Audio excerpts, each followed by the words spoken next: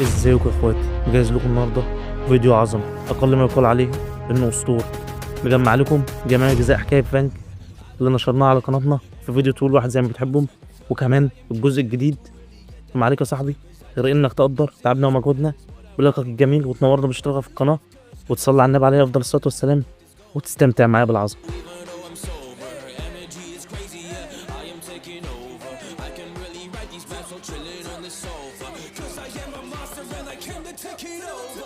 وبتبدأ حكايتنا في المدرسة الثانوية، وبنشوف إن الطلاب كلهم عمالين ينادوا لبعض ويتجمعوا على ولد وبنت واقفين في نص المدرسة، وبيقولوا إن مفيش خبر دلوقتي أهم عن انفصال ملكة الجمال وأشهر بنت في المدرسة تشو عن حبيبها الكحيان ده. وطبعا زي ما توقعت كده يا صاحبي بيكون هو ده بطلنا واللي بيكون اسمه فانج، وبنشوف إن بطلنا فانج واقف مستغرب لأنه مش اللي حبيبته عاملة ده وإنها موقفة كده قدام المدرسة كلها. وبنشوف البت تشو دي بتتكلم وبتقول له بصراحة أنا فكرت كتير أوي في علاقتنا ولقيتها غير واقعية بالمرة، وأدركت دلوقتي إن إحنا مش متوافقين ولا مناسبين لبعض، عشان كده لازم إننا ننفصل. وبنعرف إنها بتقول كده بعد ما اتقابلت في جامعة تشينج اللي بتعتبر أشهر جامعة في المدينة كلها. وخلاص بقى بطلنا ما عادش من مستواه، وبنشوف بطلنا واقف ساكت وما بينطقش بولا كلمة، وبيكون زمايله واقفين وراه عمالين يتنمروا ويضحكوا عليه ويقولوا طبعا ما هو أكيد فقد النطق المتصل. أكيد هو دلوقتي بيفكر بأنهي طريقة هيطلب السماح من ملكة الجمال تشو، بس على عكس المتوقع. ونشوف بطلنا بيرد بكل لا مبالاة ويقول لها خلاص تمام، طالما الموضوع كده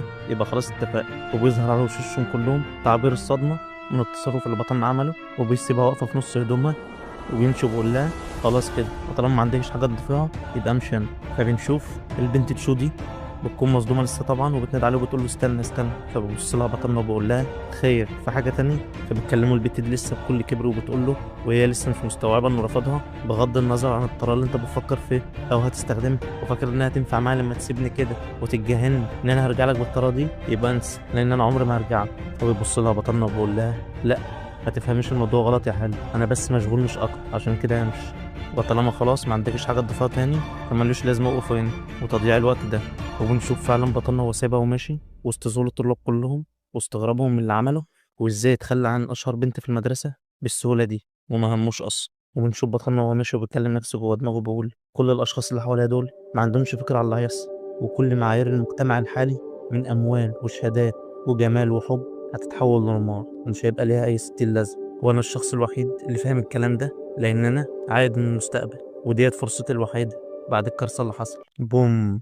لا فهمنا بقى يا صاحبي مستقبل ايه وكارثة ايه، لاننا كده مش فاهمين اي حاجة. روق على رزقك يا صاحبي كل حاجة هتبان.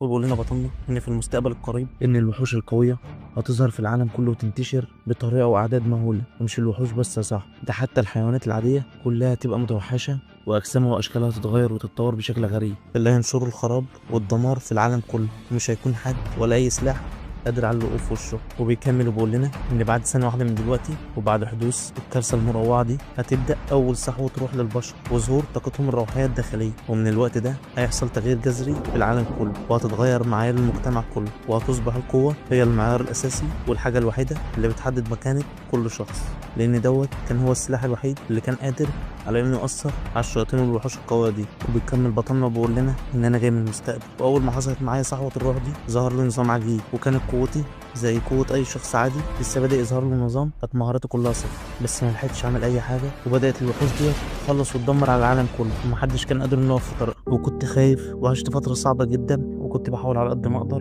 إن أختبئ عشان أنجو بحياتي وأهرب من الوحوش دي بأي طريقة، بس برضه كل ده منفعش. وفي نهاية الأمر قدرت الوحوش دي إنها تدمر المدينة كلها وتوصل، وطبعا بمهاراتي الضعيفة دي اللي أنا ما حاولتش حتى إن أنا أطورها ما كنتش بفكر غير في الهروب زي ما كنت طول حياتي بعمل، ما خدتش في ايد الوحوش دي غل، كنت بطلع في الروح وعارف ان مفيش حد هيزعل عليا ولا يحس بغياب، وكنت ندمان ندم شديد جدا وقلبي مليان حقد وانتقام على اللي انا عملته في حياتي ده من خوف وجبن، وحتى ما فكرتش ان انا ازود مهاراتي وكل اللي فكرت فيه الهروب وبس. كان نفسي ان انا انتقم من الكل بس كنت شايف نهايتي ما كانش بايدي حاجه اعملها، ويمكن هو ده السبب اللي خلى النظام يختارني تاني وارجع بالزمن في الوقت اللي انا فيه ده قبل عام واحد من صحوة الروح. ودلوقتي معظم الناس ما يعرفوش اي حاجه عن صحوة الروح دي لان كان العدد الاكبر من صحوات الروح اللي حصلت كان بعد سنه واحده من دلوقتي، لان الناس ما كانتش بتدور على صحوة الروح دي او بتحاول انها تكتشفها في جسمها الا لما كانت بتحاول انها توصل للقوه عشان تقدر تواجه الوحوش اللي ظهرت في العالم دي. ودلوقتي بما ان مفيش وحوش لسه ظهرت فمحدش عارف حاجه عن صحوة الروح والبطنة. عشان كده انا لازم استغل الفتره دي وكل دقيقه فيها ان انا ازود طاقتي على قد ما اقدر واحاول انقذ العالم من الكارثه اللي هتحصل دي. وبنرجع بين الوقت الحاضر وبنشوف بطلنا ماشي في وسط الناس في الشارع، وبيظهر اعلان في كل حته على هيئه تنبيه للناس كلها بان في حاجات غريبه بدات تظهر وتغيرات وشذوذات بدات انها تحصل في العالم كله، بظهور اجسام غريبه وحتى تغيرات في الجو والطقس وفي طبيعه الارض عموما. فبيستغرب بطلنا من ظهور الاعلان ده بدري كده، وان بدايه التغيرات دي حصلت بدري عن حياته السابقه. وكمان بيلاقي ان تليفونه عمال يبعت اشعارات في كل حته بظهور كبسولات في انحاء الارض كلها. وبيقول بطلنا هو الاسلوب اللي بتتبعه الحكومه الصينيه على طول، وهو التنبيه الغير مباشر. وبالطريقه الهاديه دي بيخلوا الناس هاديين بيثقوا بدولتهم عشان يبقوا مسبقين الاحداث والناس ما تتعبهمش باسئلتهم. وبيقول بطلنا إن الاسلوب ده ايوه مش مؤثر جدا وكمان بيتطلب جهد كبير عشان يقدروا ينشروا الاخبار دي، بس هو احسن الف مره من انتشار اعمال الشغب واطلاق النار في البلدان كلها. وبنشوف ان بطلنا بيجيله اشعار من النظام بتاعه بانه يتجه للاماكن اللي بيحصل فيها التغيرات والشذوذات دي لانه هيستفيد هناك وهيقدر عن طريق انه يزود طاقته. وفعلا بطلنا ما بيكدبش خبر وبيبدا انه يبحث في تليفونه عن اكتر مكان حصل فيه تغيرات، وبيلاقي انه منتشر على جميع وسائل التواصل الاجتماعي ان درجه الحراره في جامعه تشينج عاليه جدا، والاشعه الفوق بنفسجيه وصلت لمعدل ما وصلتلوش من قرن تقريبا. وبنلاحظ ان الناس بتقرا الاخبار جنب بطلنا ومحدش فيهم مصدق اللي بيتقال ده، وبيقولوا حتى الجامعات دلوقتي بتروج للاشاعات وبيشتروا الترند، يعني حراره مرتفعه ايه اللي حرارتها توصل لدرجه انها تقتل البشر ويفضلوا يضحكوا. بس طبعا بيكون بطلنا فاهم ان كل اللي بيحصل ده حقيقه ومش اشاعات، وبيكمل قراءه وبيلاقي ان الجامعه الحذره بالذات من البوابه الشماليه للجامعه منبهه على الطلاب الجدد اللي هيجوا يقدموا في الجامعه ان محدش فيهم يتوجه للبوابه الشماليه دي. وزي ما توقعت يا صاحبي هو ده المكان اللي هيتوجهه لبطلنا عشان يشوف يرفع قوته هناك ازاي، لانه بيقول ان دوت هو المحقق. الناس كلها هتفتكر ان التغيرات اللي بتحصل دي مجرد اشاعات وانا الوحيد اللي عارف ايه اللي بيحصل، عشان كده هتكون دي فرصتي عشان ازود قوتي. وفعلا وبينتقل بينا المشهد على جامعة تشينج، وبيوصل بطلنا هناك وبيكون جايب مية من كل حتة، وبيقول ما كتبوش لما قالوا إن الحرارة هنا قادرة إنها تقتل البشر ضعيف المناعة. وبيشوف بطلنا إن أي حد جمد قلبه وجاي عشان يدخل من البوابة الشمالية طالع منها جاري لأن محدش قدر يستحمل الحرارة دي. وما بيضيعش بطلنا وقت وبيبقى قاعد مستحمل الحرارة ومش عارف إزاي هيستفيد من المكان ده وهيزود بقوته، وبيقطع تفكيره إن الحرارة اللي حواليه كلها بدأت إنها تتجمع في هيئة ذرات وتتشكل على كرة طاقة حوالين إيده وبتبدأ إنها تدخل جسم بطنه. وبيبدأ النظام يتكلم ويقول تم الكشف عن تذبذب قوي في طاقة اليانج وتم بدء الامتصاص. وبنشوف إن كل ذرات الطاقة دي بدأت إنها تتجمع حوالين بطننا من كل أنحاء جسمه، وبدأت الطاقة تغلغل وتدخل جوه جسم بطننا. وبنلاحظ إن بطننا عمال يتألم جدا وبدأ إنه يشع نور وطاقة من كل جسمه. وطبعا الهالة القوية اللي عمالة تطلع من بطننا دي والنور الساطع، وكل الناس كلها لاحظت ومستغربين من اللي بيحصل ده. اللي عمال يقول هو ده شخص خارق ولا ايه، واللي بيجري وبيقول ده شكله زرع قنبله وبيفجر نفسه. وبنشوف بطلنا وسط الطاقه دي عمال يتألم بشكل قوي جدا وبيقول انا حاسس ان انا هموت، ولسه برضه عمال يتوجع ومش عارف ايه اللي بيحصل جوه جسمه ده. وعلى الجنب التاني من جامعه تشينج بنشوف ان احد البوابات مليئه بالطلاب اللي جايين يسجلوا عشان دخول الجامعه، بس بيبدأ الطلاب دول يوسعهم لاننا بنشوف ملكة الجمال تشو داخلة ما بينهم. لأن أنت لو فاكر يا صاحبي إن البنت دي اللي سابت بطلنا في أول الحكاية عشان أصلا اتقبلت في أشهر جامعة في المدينة اللي هي جامعة تشينج دي، كله عمال يوسع لها واللي بيحاول يتقرب منها اللي بيعرض عليها المساعدة يشيل لها الحقيبة بتاعتها وهي ماشية مش معبرة حد. وبتلاحظ وهي ماشية اتنين عمالين يلزقوا ببعض وهي بتبص لهم بقرف وبتقول مدمنين حب، كل ده ملوش لازمة. ويتفاجئوا كلهم مرة واحدة لما بيحصل ورا انفجار مهول من الناحية التانية من الجامعة، وبتبدأ الميكروفونات تنادي وتذيع وتحذر الكل من الاقتراب من البوابة الشمالية لأن في حدث غريب عمال يحصل ولغاية دلوقتي ما احناش عارفين نحدد ايه هو. ونشوف ان تشو دي الفضول شدها وبتقول انا عايز اعرف ايه اللي بيحصل هناك ده، وبتبدأ فعلا انها تتحرك على هناك. وبنرجع تاني لبطلنا في البوابة الشمالية وبنشوف ان الطاقة لسه محوطة من كل ناحية ومتدشمل حرفيا بالطاقة المهولة اللي عمالة تغلغل جوه جسمه دي. وبنشوف ان النظام ظهر لبطلنا مرة تانية وبدأ يقول له تم اكتساب مهارة الكتابة ووصولا للمستوى 50. وبنشوف بطلنا وهو مستغرب وبيقول يعني بعد ده كله مهارة الكتابة وايه ده، بس بيكمل وبيقول على اي حال اكيد هي مفيدة بعد قدر الطاقة اللي اكتسبته ده واعرف ازاي هبقى استخدمها بعدين. وبنشوف ان الناس كلها اللي متوجهين ناحية البوابة الشمالية دول حسوا ببرودة شديدة فجأة وعمالين يستغربوا ويقولوا امال عمالين يقولوا لنا ان الجو حرارته مميتة في البوابة الشمالية، ما يعرفوش ان بطلنا امتص الطاقة كلها اللي في المكان لدرجة ان الجو رجع برد تاني. وبنشوف ان الضباط كلهم متجمعين وسطهم محقق كده، وكلهم عمالين يرجعوا الناس لورا ويقولوا هما لو ما كانتش الجامعة محذرة إن حد يجي الناحية دي كان إيه اللي حصل. وبنشوف إن في شخص لابس رداء كده وشه مش باين، وبدأ إنه يكلم المحقق ويقول له اقفل لي البوابة الشمالية هنا وعامل له حظر على المكان كله. وبنلاحظ إن المحقق نفسه بيرد عليه وبيقول له أمرك هيحصل دلوقتي. وبنشوف إن بطلنا وسط المعمعة لسه جوه، وظهر قدام النظام تاني وبيقول له إن تم استشعار أشخاص عندهم طاقة صحوة الروح ولسه مش محدد مدى خطورته. فبيستغرب بطلنا ويقول أشخاص عندهم صحوة الروح وفي آخرين مثلي بدر كده. وبيبدأ بطلنا يلاحظ الأشخاص اللي اتجمعوا كلهم حواليه، وبنشوف إن الشخص الملثم ده بدأ إنه يتحرك ويدخل وسط الغبار والانفجارات عشان يشوف اللي بيحصل جوه عند بطلنا. وأول ما بطلنا بيلاحظه ما بيكدبش خبر وبياخد بعضه وبيطلع يجري، وهو بيقول أنا لازم أستغل الغبار بتاع انفجار الطاقة ده قبل ما يروح وأهرب دلوقتي، لأن أنا مش عارف مدى خطورة عدوه ولا قوته. وبدأ الشخص ده إنه يستكشف المكان ويقول دوت من صنع البشر مش الوحوش، هو ممكن يبقى في ناس قدروا يصحوا طاقة صحوة الروح. وبنلاحظ إن تشو اللي كانت حبيبة بطلنا دي سمعت كلام الشخص ده واترعبت وبتقول صحوة الروح، وبتراجع دماغها وبتقول الراجل اللي كان بيجري من ظهره قدامنا ده أنا حسيت إن هو فنج حبيب الصاج وده شكل بطلنا هيتكشف. بس بترجع تاني في كلامها وتقول هتكون السخيفة تشو إيه اللي هيجيب الشنج هنا أو إيه اللي هيدخله وسط المعمعة دي. ونشوف إن بطلنا فنج رجع بيته وبدأ إنه يستريح على السرير، بيبقى عامل كمادات لنفسه وعمال يقول أنا حاسس بحرارة مولعة جوا جسمي وعمال يتغلغل جواي لغاية دلوقتي، واستخدمت الطرق كلها تكييف، حمى بمية ساقعة، كمادات، مفيش حاجة نافعة. وبيقوم من على السرير وبيقول طالما كده كده مش هنام خلينا نشوف حد اكتشفنا ولا لأ. وبيبدأ إنه يفتح تليفونه ويبحث عن النت، بس بيلاقي بطلنا إن الترند الأول على وسائل التواصل هو جروب جمعية ممارسة طاقة الروح. فبيستغرب بطلنا ويقول جمعية ممارسة طاقة الروح، أنا فاكر إن الجمعية دي كانت موجودة في حياتي السابقة على الإنترنت، وكانت بتنشر كل فترة وفترة كده مستويات غريبة وقواعد التدريب، بس طبعا مكانش حد فينا مديها أي أهمية، وفاكرين إن دوت كاتب روايات ومانجا عمال يكتب حاجات من خيالاته وخلاص. بس بيفكر مع نفسه بيقول استنى كده، يمكن الجماعة ديت هم نفسهم الأشخاص الملثمين اللي شفتهم في جامعة تشينج. وبيدخل بطلنا الجروب ده وبيقرأ اللي فيه وبيلاقي إنهم ناشرين إزاي الأشخاص اللي قدروا إنهم يستخدموا طاقة الروح يرفعوا من مستوياتهم من أول المستوى الأول لحد أعلى مستوى. وبيقول بطلنا أنا في حياتي السابقة سمعت عن الجماعة دي قبل كده وكنت بشوفها على الإنترنت كتير، بس بعد ما الكارثة ده حصلت مكانش ليا الوقت إن أنا أهتم بالكلام ده كله، وزي الغبي استهلكت طاقتي كلها في الهروب والحفاظ على حياتي. وبيبدأ بطلنا يعمل بالتعليمات اللي قرأها في الجماعة دي ويقول الواحد مش خسران حاجة لما يجرب ويستخدم الطاقة الجديدة اللي اكتسبها، وبيبدأ إنه يحاول يتقن المستوى الأول من طاقة الروح. زي ما بنشوف في الجروب نعرف إن المستوى الأول ده هو إنه يجسد من هالته فأس شيطاني مهول القوة. وفعلا بطلنا ما بيستناش ويبدأ إنه يحاول يتقن التقنية دي، وبيستعمل كل طاقة الروح اللي اكتسبها وهالته بتشع في الأوضة كلها. وفعلا بنشوف إنه قدر يصنع الفأس الشيطاني ده وبدأ إنه يظهر قدامه، بس بنشوف إن بطلنا عمال يستخدم طاقة مهولة جدا، بس في الآخر قدروا إنه يصنع الفأس الشيطاني القوي ده. وخلاص كده بطلنا حقق أول خطوة ليه، والنظام أكد له إنه كده عدى المستوى الأول خلاص.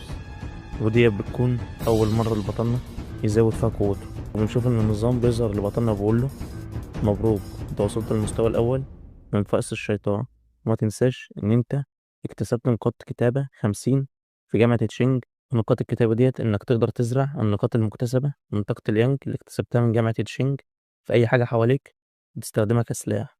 فبيحاول بطلنا إنه يستوعب الكلام ده وبيقول يعني أنا دلوقتي ممكن أستعمل طاقتي وهالتي في أي شيء مادة حواليا واستعمله كسلاح. وبيجرب بطلنا فعلا وبيبدأ إنه يستعمل طاقته على الكوباية اللي جنبه، فبيظهر له النظام وبيقول له أنت عايز تستهلك طاقة الشمس اللي كسبتها في الشيء اللي قدامك ده.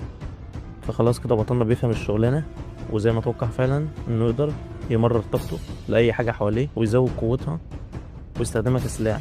فبيقول بطلنا ما بالك بقى لو أنا استخدمت طاقة اليانج دي وحوطتها بالسلاح اللي أنا هستخدمه، إذا كان مسدس أو سيف هتكون قوته عاملة إزاي. وبيشوف بطلنا سيف زينة قدامه على المكتب وبيقول أنا عارف إن السيف ده مزيف، بس خلينا نجرب عليه والنجح اللي في دماغي أبقى أطلب سلاح حقيقي. بيبدأ بطلنا طول الليل في شقته عمال يجرب ويستخدم قوته الجديدة. بس بره المبنى اللي فيه بطلنا بنلاحظ إن في وحش مهول القوة بيقرب على بيته وقاعد مستني بره بين الأشجار، وشكلنا داخلين على الأكشن صح. وبيجي الليل وبنشوف بطلنا نايم على سريره، بس مرة واحدة بيسمع صوت غرغرة وحش بره. فبيصحى من النوم ويقول هو في فار بره ولا ايه؟ وبنشوف بطلنا انه كان يدور ويقلب البيت كله وبرضه مش لاقي حاجة، ويقول يمكن وحش أليف عند جار عندنا. وحش أليف؟ انت هتشوف له ايه؟ وبقول بطلنا بما ان انا وصلت للمستوى الأول تحدي السمع بقت قوية جدا وبتفوق الإنسان العادي. يمكن عشان كده أنا سامع الأصوات دي من منازل الناس التانية، بس بيلاحظ إن الصوت ناحية باب شقته عالي جدا، فبيبدأ إنه يقرب ويفتح الباب وبيتصدم وبيلاقي في الممر فوق وحش قوي جدا. وبيلاحظ بطلنا إن دوت أرنب متحول ومتأثر بالتغيرات اللي حصلت للأرض وتحور وبقى بالشكل ده. بس احنا مش عارفين ليه الوحش ده ظهر لبطلنا بالذات وساب المدينة كلها وجه لحد عنده. وبان على بطلنا القلق والخوف، يقول بالرغم ان قوتي زاد شوية بس رؤية وحش زي دوت تاني قعد ليا ذكريات مريرة. وبينتقل بينا المشهد على وسط المدينة وبنشوف إن في طيارة في الجو عمالة تبحث وشكلها بتدور على الأرنب ده. بنشوف بنت واقفة على أحد المباني المرتفعة وبتبدأ تتكلم في السماعة اللي في ودانها وتقول إن الأرنب المتوحش قدر إنه يهرب مننا وفعلا سرعته مهولة، وما تقلقوش كده كده هعرف أوصل له وهبقى أبلغكم بأي تحديثات جديدة. وبتبدأ البنت دي إنها تتحرك من على المبنى وبتقول في السماعة خلاص هالة الوحش ظهرت وقدرت إن أنا أحدد مكانه. الأرنب الوحش موجود في منطقة سكنية على بعد 20 كيلو من هنا. وبتبدأ إنها تتحرك بكل سرعتها وتقول كل الوحدات تتجه للمكان ده بسرعة وإلا سكان المنطقة دول كلهم هيموتوا. وخليكوا حذرين لأن الأرنب ده لسه واكل فاكهة الروح دي مبقالوش حاجة بسيطة وتحوله لسه مكتملش، ومن المحتمل جدا إن كل ما الوقت يطول تطوره هيزيد ويصبح أقوى. عشان كده خدوا حذر، ولسه لحد دلوقتي ما احناش عارفين ايه فاكهة الروح اللي بتتكلم عليها دي. وبنشوف ان في ناس ملاحظة تحركات البنت السريعة دي وبتكون مستغربة وبتقول هو احنا اللي شايفينه ده حي ولا ايه؟ خلاص بدأنا نهلوس، هي في بنت فعلا بتتحرك واحنا في الطابق 65 كده. وبنرجع تاني لبطلنا وبنشوف واقف قدام الوحش وبيبدأ الأرنب المتوحش ده إنه يهجم عليه بكل قوة، بس بيقدر بطلنا مستعد تركيزه ويتفادى هجمة الوحش دي. وبقول بطلنا إن أنا من ساعة ارتفاع مستواي بالرغم من إنه مستوى واحد بس، لأن أنا حاسس بتغيرات كتير وقدرت ألاحظ هجمة الوحش ده وكأنه بيتحرك ببطء شديد وعضلاته استجابت لوحدها. وبيبدأ بطلنا إنه يجمع هالته في إيده ويقول بس غريبة يعني إزاي الوحوش المتحورة ظهرت بالسرعة دي عن حياة السبع. وبقول بطلنا الوحش دوت شكله ما اتطورش ووصل لقوته الكاملة، عشان كده لو عايز أقتله بمستوى الضعيف ده لازم ما أضيعش وقت وأخلص عليه دلوقتي. وفعلا بطلنا ما بيستناش ويبدأ إنه يتوجه ناحية الوحش وبيجهز هالته في إيده وبيمسك الوحش وبيهبده في إزاز المبنى اللي هو فيه وبيطيروه براه. ما بيستناش بطلنا وبيجمع طاقته في رجله وبيقفز وراه ويجمع هالته في ايده وبيضربه ضربه بتزلزل المكان حرفيا لدرجه انها بتخرم بطن الارنب ده نهائي وبتزلزل المكان من حواليه. ما بيستناش بطلنا وما بيديش للوحش دوت اي فرصه انه يرد على حتى، وبينهال عليه بطلنا بالضربات من كل ناحيه كل ما اوتي من قوه لدرجه انه بيفرتكه حرفيا وبيمحون الوجود نهائي، لدرجه ان الناس في المباني اللي حواليهم كلهم سمعوا الصوت وبيقولوا هي الدنيا بتشتي والدار عض ولا ايه. بنشوف ان بطلنا نزل على الارض بعد الهجمه القويه اللي عملها دي وبيقول بس في حاجه غريبه قوي حسيتها وانا بقاتل الوحش ده، ان هو كان بيحاول انه يمتص طاقتي اثناء القتال. وبنشوف ان الوحش اتفتت قدام بطلنا وعين من عيونه نزلت قدام بطلنا، فبيفعص بطلنا برجله وبيقول ان تحور الوحوش وتطورها وتغيرها بدأ بالفعل، وان انا لو كنت لسه شخص عادي وطاقتي الروحيه ما استيقظتش لسه كان زماني واجب اخاف على الوحش زي ده، ولازم على قد ما اقدر اني ازود طاقتي واستعد باسرع وقت ممكن لان دوت يعتبر من اضعف الوحوش، ما بالك بقى باللي جاي. وبنشوف البنت اللي كنا شايفينها واقفة على المبنى أخيرا وصلت للمكان اللي فيه الأرنب المتوحش أو اللي كان فيه الأرنب المتوحش، لأنها بتتصدم وتتفاجئ لما بتلاقي أشلاء الأرنب كلها منتشرة في المكان. تستغرب وبتبدأ إنها تتكلم في السماء وتقول الهدف قد مات وجثته اتحولت لأشلاء كلها. وبتبدأ إنها تقرب من أشلاء جثة الوحش وتتلسع إيديها وبتقول الطاقة الشمسية الحارقة دي نقية وقوية جدا وهي إياها نفس الطاقة اللي حسيت بيها في جامعة تشينج، وأكيد ده مش صدفة. وهنا يا صاحبي بنكتشف إن البنت ديت هي الشخص المقنع اللي كان موجود وشاب بطلنا في جامعة تشينج. تبدأ إنها تبلغ في السماعة اللي معاه وتقول إن الأرنب خلاص قد مات، بس مش أنا اللي قتلته، المستيقظ الجديد شكله هو اللي خلص عليه. ومن هالته اللي موجودة هنا حاسة إن طاقته ارتفعت عن لما كان في جامعة تشينج. ويبدأ الشخص اللي البنت دي بتكلمه ويكون قاعد قدام الكمبيوتر كده وبيقول لها إن بالمعلومات اللي أنت بتقولها لي دي إن الشخص اللي كان في جامعة تشينج هو الشخص اللي قتل الأرنب المتحول ده، بالرغم من إن مستواه لسه في المستوى الأول من الفأس الشيطاني، إلا إن طاقته الشمسية قوية ونقية جدا. بيبدأ إنه يبحث على الكمبيوتر بتاعه ويقول إن مفيش سجل لشخص بالمواصفات دي في أرشيف المركز بتاعنا، وشخص بالموهبة دي لازم الجمعية تتعرف عليه وتضمه ليها بأسرع وقت ممكن، وترد على البنت دي وتقول له أنا بتفق معاك في الكلام ده، وتبدأ إنها تطلع حاجة غريبة كده من هدومها، وبنكتشف إنها مصاصة آية تافهة. وبيبدأ الراجل اللي معاه السماعة يقول لها وقفي كل المهام اللي وراكي دلوقتي وخلاص، من دلوقتي مهمتك الوحيدة وأولوياتك إنك تتبعي المستيقظ الجديد ده وتحاولي تخليه ينضم للجمعية بتاعتك، جمعية موارث الطاقة الروحية. وفعلا زي ما بطلنا اتوقع، الأشخاص دول هما جمعية طاقة الروح اللي منتشرين على النت دول. فبترد على البنت وتقول له خلاص تمام، تم تحديد المهمة، وما تنخدعش بشكل البنت الطفولة دي، صح؟ شكل قوتها مهول. وبتقول يا ترى هو من الشخص ده، والجمعية عندها حق إنها لازم تضم الشخص ده ليها بأسرع وقت، لأن قوته بتزيد بسرعة ما حصلتش قبل كده، وشكله خبير في اللي بيعمله. طبعا يا بنتي مراجع من المستقبل. وبنشوف بطلنا صاحب كل روقان، ولكنه كان بيقاتل وحش في ليلة امبارح. وبنلاحظ إن جسم بطلنا اتطور جدا من ساعة المستوى اللي وصل له، وبيقول إن أحسن وقت للتدريب والاستمتاع بأشعة الشمس الصبح بدري كده. ويبدأ بطلنا إنه يستمد طاقة اليانج دي من الشمس، وبيقول حان دلوقتي وقت التدريب. وبيبدأ بطلنا إنه يحاول إنه يستدعي الفأس الشيطان اللي استدعاه امبارح، وبيحس بسرعان الطاقة داخل جسمه، وفعلا بيقدر إنه يستدعيه تاني، وبيلاحظ إنه استدعاه أسرع من امبارح. وبيبدأ بطلنا إنه يتدرب بيه، ويقول أنا حاسس إن الفأس أصبح أخف بكتير على ما كان عليه امبارح، لازما أجتهد وأجد في التدريبات دي وأصبر لحد ما أوصل للقوة اللي أنا عايزها. ونشوف بطلنا فعلا عمال يتدرب بكل قوة، وبيجي له رسالة بالنظام بتقول له تم ترقيتك من المستوى التاني من فأس الشيطان. وبيفرح بطلنا إن طاقته بتتطور بسرعة، وبيبدأ إنه يثقل طاقته الجديدة دي جوه جسمه، وبيقول أنا حاسس إن جسدي بقى أقوى وأكتر متانة عن قبل كده. وبيقول بطلنا بالرغم من التقدم السريع ده اللي ساعدني في الاختراق ده، إن كانت بقى جزء من الطاقة مستهلكتهاش من الاختراق الأول، وده اللي ساعدني، عشان كده لازم أحسب كل خطوة من دلوقتي. وبنشوف بطلنا خلص تدريبه، وبيقول بطلنا إن مع الحوادث اللي عمالة تحصل معاه دي والأصوات اللي ناتجة عن تدريباتي لازم نلاقي مكان معزول وهادي شوية عن هنا في أسرع وقت ممكن أتدرب فيه وأبعد عن المنطقة السكنية دي. وبنلاحظ إن ورا بطلنا صندوق متغلف كده، وشكل بطلنا جاب السيف اللي كان بيقول عليه. وبينتقل بينا المشهد على المكتب الرئيسي للجمعية اللي بتسعى ورا بطلنا، وبنشوف شخص لابس بدلة وقاعد على المكتب وشكله الرئيس، وبيجيله أخبار بإنهم حسوا بظهور الطاقة الشمسية اللي ظهرت في جامعة تشينج قبل كده. فبيقول يبقى أكيد هو تاني. وبنرجع لبطلنا وبنشوفه قاعد في مكان هادي وبعيد عن الناس عشان يتدرب فيه براحته. وفعلا زي ما توقعنا بيكون اللي كان في العلبة ده السيف اللي بطلنا طلب إنه يجيبه. وبيبدأ بطلنا إنه يطلع النظام ويمسك سيفه، ويبدأ بطلنا إنه يدمج طاقة اليانج الذهبية بتاعته مع السيف القوي اللي جابه عن طريق نقاط الكتابة اللي اكتسبها. وزي ما قلت لكم قبل كده إن نقاط الكتابة دي بيستخدمها في إنه ينقل طاقته للشيء المادي اللي هو ماسكه، ويزود بقوته لمرحلة مرعبة.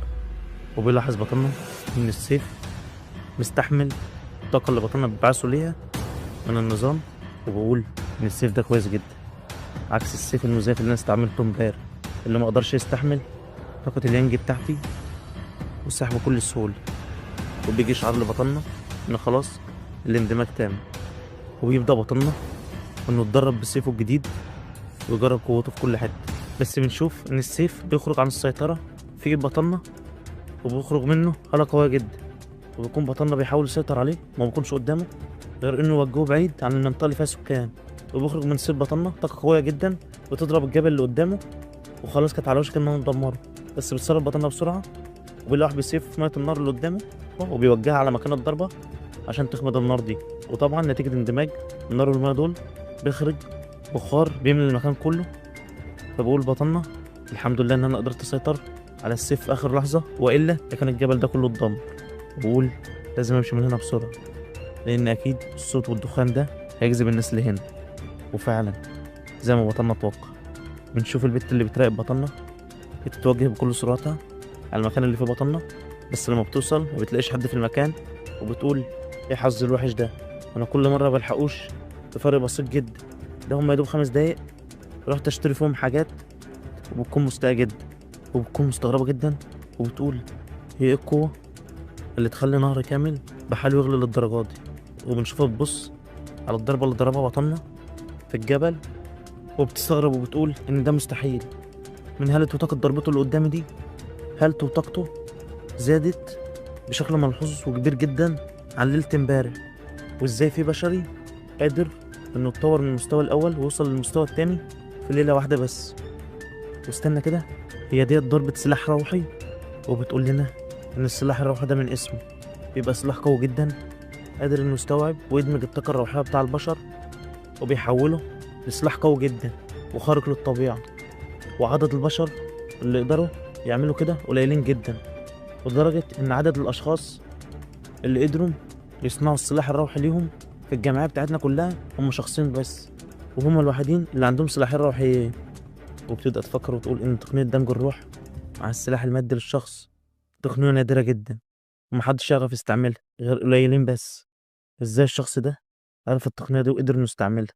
وبتبدأ إنها تقعد وتستريح وبتقنع نفسها وبتقول أكيد أنا بتخيل حاجات أو أخطأت. المهم دلوقتي إن أنا لازما أبرد مية النهر دي عشان محدش من السكان المحليين يحس باللي حصل.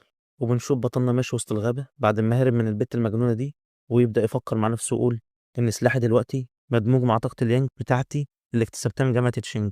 هو أنا ينفع أضيف له أي طاقة تانية؟ وبيبدأ يفكر مع نفسه ويقول النظام قال لي إنه بيتعامل مع كل شيء في العالم على إنه مادة، وبكده النظام يقدر يمتصها ويستفيد من قوتها وطاقتها. وبيقول يعني أنا لو اكتسبت طاقة أو قوة جديدة هقدر أدمجها مع السلاح ده، أجمع فيه كل الخصائص والقوة اللي أنا اكتسبتها وأوصل بيه لقوة مرعبة. ده شكل بطلنا ناوي على إنه يحصل على قوة أسطورية. وبيلاقي بطلنا إن في رسالة جاية له من شخص غريب وبيقول له هو أنت من الأشخاص اللي ظهر عندهم طاقة الروح؟ أنا اتحققت من سجل البحث بتاعك على النت أي ظواهر وأحداث غريبة بتحصل على الأرض وبتروح ناحيتها، وأنا عندي بعض من أصدقائي كلنا بدأ يظهر عندنا طاقة الروح دي وبنتجمع مع بعض وبنبحث عن أشخاص تانيين زينا. وبنشوف إن بطلنا بيقول أهو ده اللي بيجينا عشان نسيت أظبط الإعدادات بتاعتي وأخليها عامة مش خصوصية. المهم كمل الشخص اللي بعت له ده وبيقول له إحنا لغاية دلوقتي تلاتة، وانضممنا كلنا مع بعض من ساعة ما الأحداث الغريبة دي بدأت إنها تحصل، ونحاول نفهم الموقف اللي إحنا فيه ونتبادل مع بعض الخبرات وبنزود طاقتنا. فبيبعت فنج للشخص اللي بيكلمه ويقول له وأنا كمان جديد في المجال ده ومش فاهم في حاجة. فبيبعت الشخص الغريب ده لبطلنا ويقول له أمال أنت أمور تدريبك ماشية إزاي؟ وصلت للمرحلة الأولى من فأس الشيطان ولا لأ؟ بيكمل وبيقول له الشخص ده والأخبار اللي منشورة لغاية دلوقتي إن الأشخاص في الجيش اللي حصل لهم صحوة الروح محدش فيهم قدروا إنه يتجاوز لغاية دلوقتي مستوى فأس الشيطان.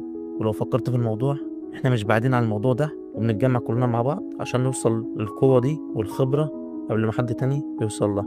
فبيستغرب بطلنا وبيقول حتى أفراد الجيش محدش فيهم ما اتجوزش مستوى فأس الشيطان، غريبة جدا. وبيكمل الشخص كلامه وبيقول له المهم أنا دلوقتي عندي معلومات لسه محدش عارف عنها، وفي مكان جديد ملوث ومعنى ملوث ديت إن حصل فيه تغيرات خارقة للطبيعة زي جامعة تشينج لما كانت حرارتها شديدة وقدر بطلنا يكتسب منها الطاقة. وبيرسله الشخص ده وبيقول له احنا هنكون في انتظارك عشان كل ما العدد كان أكبر كل ما كانت فرصتنا وخبرتنا اتوسعت بشكل أكبر وكلنا نكون بنساعد بعض، والموارد اللي هتبقى موجودة هنوزعها بالتساوي ما بيننا. فبطلنا بيشدوا الموضوع لأن الأشخاص دول قدروا إنه يعرفوا إن في مكان فيه تلوث قبل ما حد ينشر على وسائل التواصل. وببعت لهم وبقول لهم ارسلوا لي المعلومات وموقع المكان. وبيبدأ بطلنا يفتح الرسالة وبيقرأ أن حقل التلوث الجديد إن المكان كان في الأصل والطبيعي كان عبارة عن مياه جوفية ونهر موجود في جبل تحت الأرض، بس التغير الغريب اللي حصل إن مياه النهر ديت ارتفعت حرارتها بدرجة عالية جدا لدرجة إنها اتحولت لحمم بركانية. وقول بطلنا إن الموضوع ده زي اللي حصل في جامعة تشينج وطاقة اليانج اللي أنا اكتسبتها من هناك، فأكيد هستفاد من مكان زي ده. ونشوف إن بطلنا بعت لهم رسالة ووافق إنه ينضم لفريقه. وبينتقل بينا المشهد على المكان اللي فيه الجبل اللي فيه النهر ده، وبنشوف إن مجموعة أشخاص واقفين على باب الجبل اللي جوه النهر ده. وبيبدأوا الأشخاص دول يكلموا البنت اللي معاهم ويقولوا لها كل ده بفضلك يا شياو، لأنه بخريطتك وبالمعلومات اللي أنت وصلتها لنا قدرنا نوصل للمكان ده بكل سهولة، عشان كده إحنا بنشكرك جدا على تعبك والاستكشاف ده. وبنشوف إن البنت شياو ديت بتكون اتحرجت من كلامهم وبتقول لهم مفيش داعي للشكر، ويبان عليها إنها بنت طيبة. وبنعرف إنها موظفة متدربة في جمعية تدريب طاقة الروح، وبتقول لنا إن في ناس كتيرة ما تعرفش إن جمعية طاقة الروح ديت تابعة بشكل رسمي للحكومة الصينية، وهي اللي عاملاها عشان تفهم تغيرات وصحوات الروح اللي بتحصل للناس دي. وبتقول إن الواحد عشان يبقى موظف في المنظمة بتاعتنا دي لازم يجتاز مجموعة من الاختبارات الصعبة والقوية جدا، ده غير الوسائط طبعا. وإن أنا تم قبولي كمتدربة بعد سلسلة طويلة أوي من الاختبارات، ده غير إن عائلتي ساعدتني جدا. ومهمتي دلوقتي إن ألاقي أو أرشح أي حد من الأشخاص اللي إحنا بنقابلهم دول عشان الجامعات ضم. وبنشوف إن كلهم واقفين مستنيين بطلنا فانج، وبنشوف إن بطلنا فانج داخل عليهم وبيبدأ إنه يعرف نفسه ليهم. وبنشوف البنت دي بتبص باستغراب وتقول بالرغم من سنه اللي بيبان صغير ده أنا حاسة من هالته كده إن في المستوى التاني من فأس الشبح، ودي حاجة غريبة جدا بس ما بتدقاش قوي. وبنشوف إن كلهم بيتجمعوا يبدأوا إنهم يدخلوا ويتوجهوا ناحية النهر. بنشوف إن البنت ديت هي اللي متقدمهم ماسكة الكشاف وبتنور لهم الطريق وبيبداوا يقولوا لبعض ان في حاجه غريبه قوي هنا. المفروض على حسب الكلام اللي وصل لنا ان الحراره هنا عاليه جدا. ازاي احنا مش حاسين باي حراره؟ لا وكمان في بروده. وبتكلموا البنت الشاوي دي وبتقول لهم يمكن بس عشان احنا ما وصلناش لسه لمكان النهر بالظبط. وبنشوف انهم خايفين على بطننا وبينادوا له عشان ما فيش خطر يقابله بما انه ماشي قدامهم كده متقدم عنه. فبقول بطننا انهم باين عليهم اشخاص لطفاء، لان بالرغم إيه لسه منضم ليهم ما بقاليش دقايق لانهم بيعاملوني كاني فرد منهم. وبنشوفهم قدروا انهم يوصلوا لمكان النهر، بس بيتعجبوا كلهم لانه خلاص ما عادش نهر يا صاحبي، ده بقى عباره عن حمم بركانيه حرفيا. بس بنشوف ان بطلنا بيسيبهم كلهم وبيتقدموا وبيطلع يجري وبيتوجه عن المكان اللي فيه الحمم، وبيبدا يستعمل طاقته الروحيه وبيضرب ايده في نهر الحمم اللي قدامه ده. وبنشوف ان كلهم متفاجئين من اللي بطلنا عمله مش مصدقين. وبنشوف ان النظام فتح قدام بطلنا وبيقول له تم اكتشاف طاقه اللهب الداخلي وبيتم الان تحليلها. وبيظهر لبطلنا معلومات عن التقنيه دي وبقول له ان التقنيه ديت لها خصائص انفجاريه وقوه تدميريه مذهله، وبعد الاندماج هتقدر تحط سيفك بتقنيه وتحوله لسيف النار القرمز، واللي بالتقنيه ديت بتخلي السيف مشتعل بالنار حرفيا وطاقته اسطوريه. وبنشوف ان بطلنا فرحان جدا بالمهارات الجديده اللي عمال يكتسبها والطاقه اللي عماله تتسرب جوه جسمه. واخرج بطلنا اليوم من وسط النيران بطريقه فخمه جدا بعد ما خلاص ضاف لسيفه قوه اسطوريه. ويلاحظوا كلهم وبنشوف ان بطلنا سيفه بقى مغطي الحمم البركانيه من كل حته وبيشع نار وبقى قوي جدا. ويكونوا طبعا كلهم مستغربين من اللي بطلنا فيه ده، وبيقولوا ان بسبب اللي فانج عمله الطاقه في المكان استقرت وخلاص كده ده الوقت المناسب التدريب بتاعنا ونمتص الطاقه الروحيه اللي جايين ناخدها من هنا. وبيكونوا كلهم فرحانين من اللي فانج عمله لان الطاقه خلاص بقت مستقره ويقدروا انهم يمتصوها بسهوله. وده يا صاحبي الطاقه اللي كانت موجوده في المكان كانت قويه وكبيره جدا على اشخاص عاديين زيهم انهم يمتصوها وكانت هتدمر اجسادهم. عشان كده بطلنا سبقهم وقدروا انهم يمتصوا الطاقه دي لان هو اصلا في المستوى الثاني وكان قادر انه يستحمل طاقه قويه زي دي واستفاد لما خد قوتها. وبيقولوا خلاص ده الوقت بتاعنا عشان نتدرب. فبترد عليهم البنت الشاوي دي وبتقول لهم تقدروا تتدربوا براحتكم وتسكلوا طاقتكم الروحيه اللي هتكتسبوها من المكان وما تقلقوش، انا هقعد اجمع معلومات وراقب المكان ليكم. وبيبداوا فعلا كلهم التدريب. بس بتلاحظ البنت الشاوي دي اشخاص جايين من وراها وبتستغرب بتقول هو في حد تاني جاي هنا المكان؟ وبيظهر مجموعه الاشخاص دول وبان عليهم اقوياء جدا وبيبداوا يتكلموا ويقولوا لها انتوا اللي جابكم هنا، المنطقه دي تخصنا وخلاص احنا استولينا على المنطقه دي وبقت خلاص بتاعتنا. فبعد ما الشياو بتحل الموقف اللي هي فيه بتلاحظ ان رتبة الثلاث اشخاص اللي قدامها دول كلهم رتبة فأس الشبح المستوى الاول، وبتقول ان احنا كلنا ضعفاء جدا ومش هنقدر نهزمهم كلنا متجمعين. وبنشوف ان بقت فريق شياو لسه بيسكروا طاقة الروح بتاعتهم ومحدش حاسس باللي بيحصل، وبتقول في نفسها انا ما ينفعش اخرجهم من اللي هم فيه. تحاول تكلم الاشخاص اللي قدامها دول بالمنطق وتقول لهم ان خلاص اصدقائي بدأوا في امتصاص الطاقة الروحية بالفعل، ولو مش ممانعين تقدروا انتوا كمان تشاركونا المكان بالرغم من اننا اكتشفنا الاول وتمتصوا قدر الطاقه الروحيه اللي انتوا عايزينها. فبيضحك الشخص اللي قدامها بكل شر وبيقول لها انت ازاي بتكلمينا كده يا ايتها الصغيره؟ انت باين عليكي ما دخلتيش رتبه فأس الشبح اصلا، واحنا برضو اللي هنستولي على المكان ده كله ومحدش هيطلع من هنا حي. وبتقول شياو في نفسها ان الاشخاص دول بيتعاملوا بطريقه البقاء للاقوى، القوه اللي يفترس الضعيف زي الهمجيين. وكعضو في الجمعيه ما ينفعش اقف ساكته كده، وحتى لو هموت لازم ان انا اقوم بدوري واحمي اصدقائي. بس بيظهر من وراها بطلنا فانج وبيقف قصاد زعيمهم بكل فخامه وهو ماسك سيفه المشتعل وبيقول لهم هو انتوا بقى مش شاطرين غير انكم تتنمروا على اللي اضعف منكم؟ وبجهز بطلنا سيفه خبطه واحده منه على الارض ونشوف قوه سيف بطلنا الجديده لانه بخبطه واحده قدر انه يخترق الارض حرفيا وبيعمل في المكان انفجار وبينشر نار وهاله قويه جدا. فبيترعب زعيم البلطجه دول ويأمر صحابه انهم يرجعوا لورا عشان يتفادوا الضربه دي، لدرجه كمان ان من قوه الضربه ان كل اللي في المكان بيحسوا بقوه الضربه حتى زمايل بطلنا اللي كانوا عمالين يمتصوا طاقه الروح. وبيقول بطلنا ان الواحد لازم يعمل كده وما يتساهلش مع الاشخاص دول لان في حياتي السابقه كانوا الاشخاص اللي زي دول ماشيين بقانون الغاب، القوي بياكل الضعيف، وكانوا بيقتلوا بعضهم عشان يعيشوا ماشيين بمبدأ البقاء للاقوى. عشان كده انا عارف ان الكلام والاقناع مش هيخوف اشخاص زي دول. وبيسحب بطلنا سيفهم من الارض وبيبص لهم بنظره مرعبه وبيبدا انه يهددهم ويقول لهم اخرجوا من هنا حالا. فبيترعب قائد البلطجيه دول من قوته وهالته وبيقول انفجار من المستوى ده، هو الشخص ده وحش ولا ايه؟ ويأمر زمايله بانهم يهربوا بسرعه وبيطلعوا جري من قدام بطلنا. ليه يا ابني ما انت كنت عامل راجل من شويه؟ ويكونوا اصدقاء بطلنا كلهم فرحانين باللي بطلنا عمله بيحيوه على الضربه القويه اللي عملها دي. فبقول لهم بطلنا لا لا مفيش حاجه، انا بس حاولت ان أنا اخوفهم باي طريقه وكده عشان يسيبونا في حالنا. المهم دلوقتي كده الجماعه انتهى من تدريبه ولا لا؟ قلت لهم شياو بما ان خلاص ما عادش في اي طاقه روحيه في المكان ده خلينا نمشي من هنا وبيكون خلاص المكان رجع لطبعه. وبص شياو على بطلنا وهو ماشي وبتقول من تحليل الضربه اللي فاتت دي لو وجهها فعلا للاشخاص دول كان زمان في جثث محترقه الان في كل حته. اكيد الشخص اللي قدامي ده موهوب وعنده قدرات عاليه جدا وهو ده الشخص اللي المفروض عليا ابلغ بيه المنظمه. وفعلا بنشوف البت الشياو ديت كلمت المنظمه وبدات انهم تحكي لنا على مستيقظ قوي جدا ظهر وطبعا بيكون قصدها على بطنة فانج. فبتكلمها موظفة الاستقبال في المنظمة وبتقول لها قصدك إن في مستيقظ تاني بصفات عالية برضه ظهر؟ وهما الاتنين طبعا بيكونوا بيتكلموا على نفس الشخص بس مش عارفين. فبتقول لها شيو قصدك إيه مستيقظ آخر؟ فبترد عليها موظفة الاستقبال وتقول لها لا لا ما تشغليش بالك، أنا خلاص كده سجلت الأمر عندي، ولو في أي جديد يبقى عرفيني. وبتبدأ إنها تقفل معاها. ونشوف موظفة الاستقبال دي فرحانة أوي وقعدت تقول لمديرها الحمد لله قدرنا نعرف إن في شخصين بصفات عالية جدا وقوة كبيرة من طاقة الروح ورا بعض. فبرد على الشخص ده وبقول لها انت فرحانة كده ليه؟ وأي فوز بتتكلم عليه؟ الأشخاص دول في المستقبل هيبقوا هما أصحاب المكانة الرفيعة في المجتمع، وهما دول اللي لهم المستقبل الجاي وهيبقوا أصحاب أكبر مراكز السلطة في المستقبل. المهم بنسيبنا من الكلام ده وبينتقل بينا المشهد على المدينة، وبنشوف بطلنا فانك ماشي وسط الشارع وبيلاحظ إن الناس حواليه كلهم ماسكين تليفوناتهم وعمالين يقراوا على النت ومستعجبين من اللي بيحصل. فبقول بطلنا هو اللي بيحصل، وبيبدأ إنه يفتح تليفونه هو كمان وبقول ما جاتش عليا بقى، وبيبدأ إنه يقرأ الترند الجديد وبيلاقي إن الناس كاتبة إنه وفقا لمصادر غير معلومة ظهور طاقة قوية أرجوانية في كهف عمره أكتر من 1000 عام. وبعد المصورين قدروا إنهم يلتقطوا بعض الصور بتنين قوي كان بيحلق في الهواء، بس الغريبة إن التنين ده كنت تحس إنه ماسك سيف.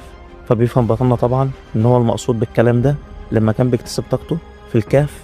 بقول بطلنا إن الكلام دوت حصل أثناء اكتسابي لتقنية السيف القرمزي، وطبعا لازم تبان إنها حاجة غريبة لأن درجة حرارتي في الوقت ده عدت ال2000 درجة مئوية، وأنا بعد كده لازم إن أنا آخد بالي. بقول بطلنا بعد كمية طاقة اليانج الكبيرة اللي أنا اكتسبتها دي أنا حاسس إني أقدر أخترق لمستوى تاني، ويلا بينا نجرب الكلام ده في الجبل اللي أنا بتدرب فيه. وبنروح عند الجبل من المكان اللي بتدرب فيه بطلنا، وبنشوف إن البنت اللي كانت بتراقب بطلنا لسه منضفة ومخلصة المكان اللي بطلنا بهدله من آخر تدريب ليه هنا، ولسه مخلصتش.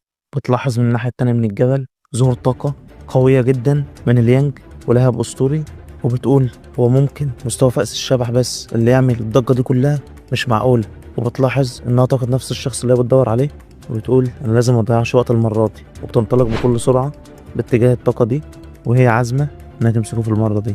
وبينتقل بينا المشهد على مقر منظمة الطاقة الروحية وهم عارضين صورة لجبل يوانج، وبيتكلم رئيس المنظمة وبيقول إننا المفروض نؤمر بإغلاق جبل يوانج على الفور وتصنيفه كمنطقة تلوث جديدة، لأن في تغيرات مناخية بتحصل فيه بطريقة شديدة جدا.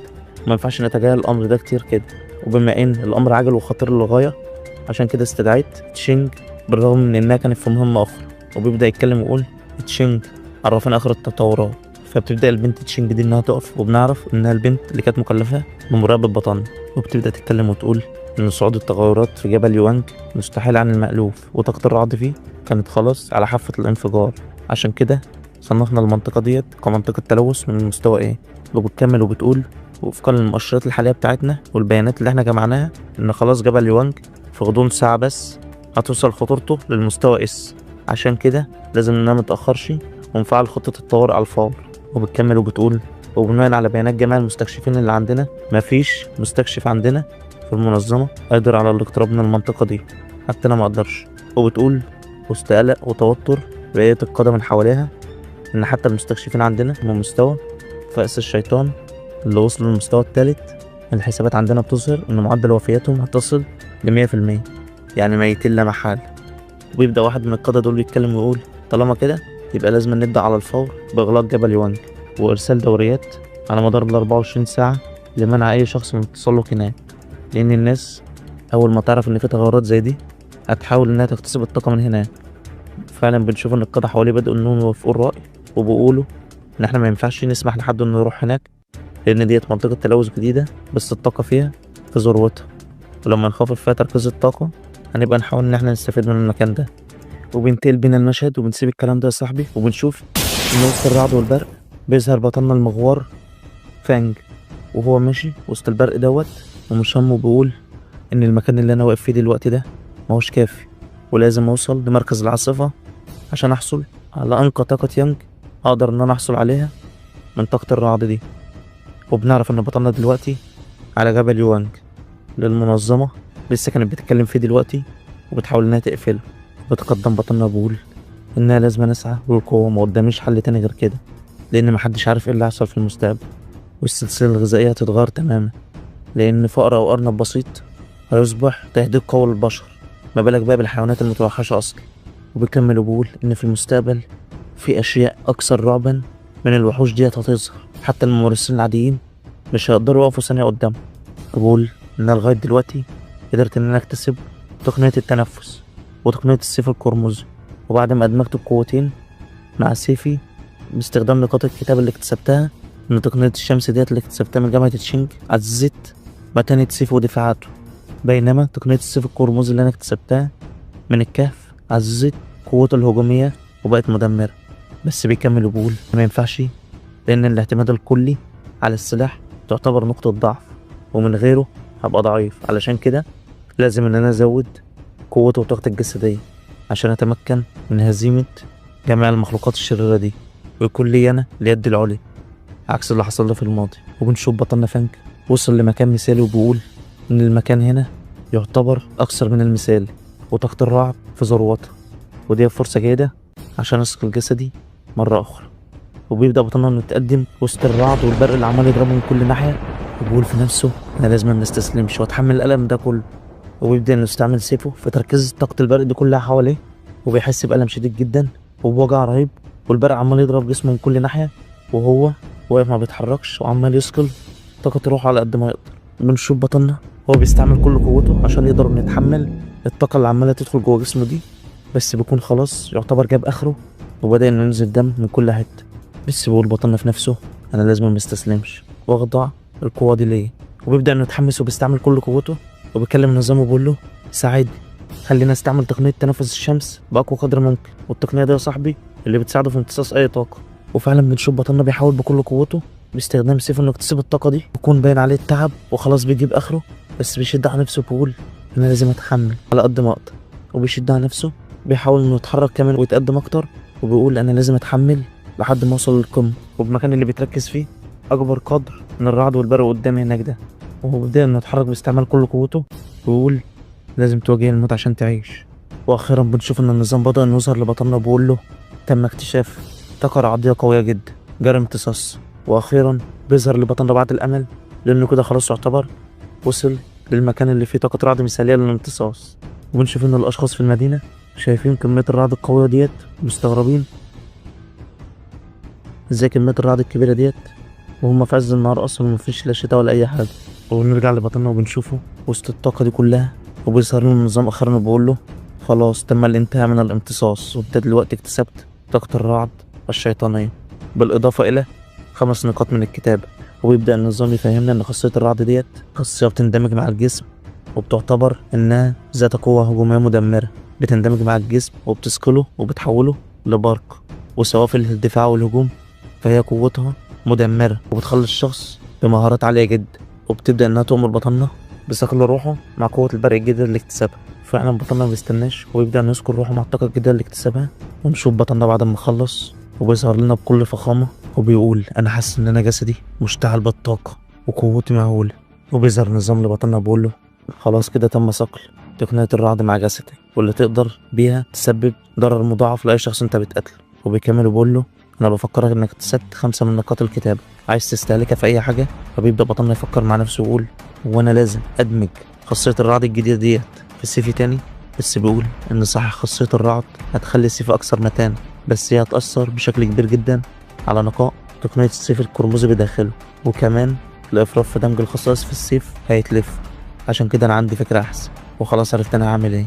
بيبدأ إنه يحط إيده على دراعه اليمين ويظهر له النظام وبيقول له أنت عايز تدمج خاصية الرعد الجديدة في العنصر ده. وبيكون بطلنا قرر إنه يدمج خاصية الرعد الجديدة اللي اكتسبها في إيده اليمين بوم. وبقول وهي برضه فرصة إن أنا أطور جسدي مش الأسلحة اللي معايا بس. وبيرد على النظام ويقول له نعم هو ده العنصر اللي عايز يدمج طاقة الرعد معاه. وبيبدأ النظام فعلا إنه يدمج طاقة الرعد الجديدة ديت في بطلنا اليمين زي ما أمر، وشكل بطلنا يا صاحبي تبقى قوته أسطورية.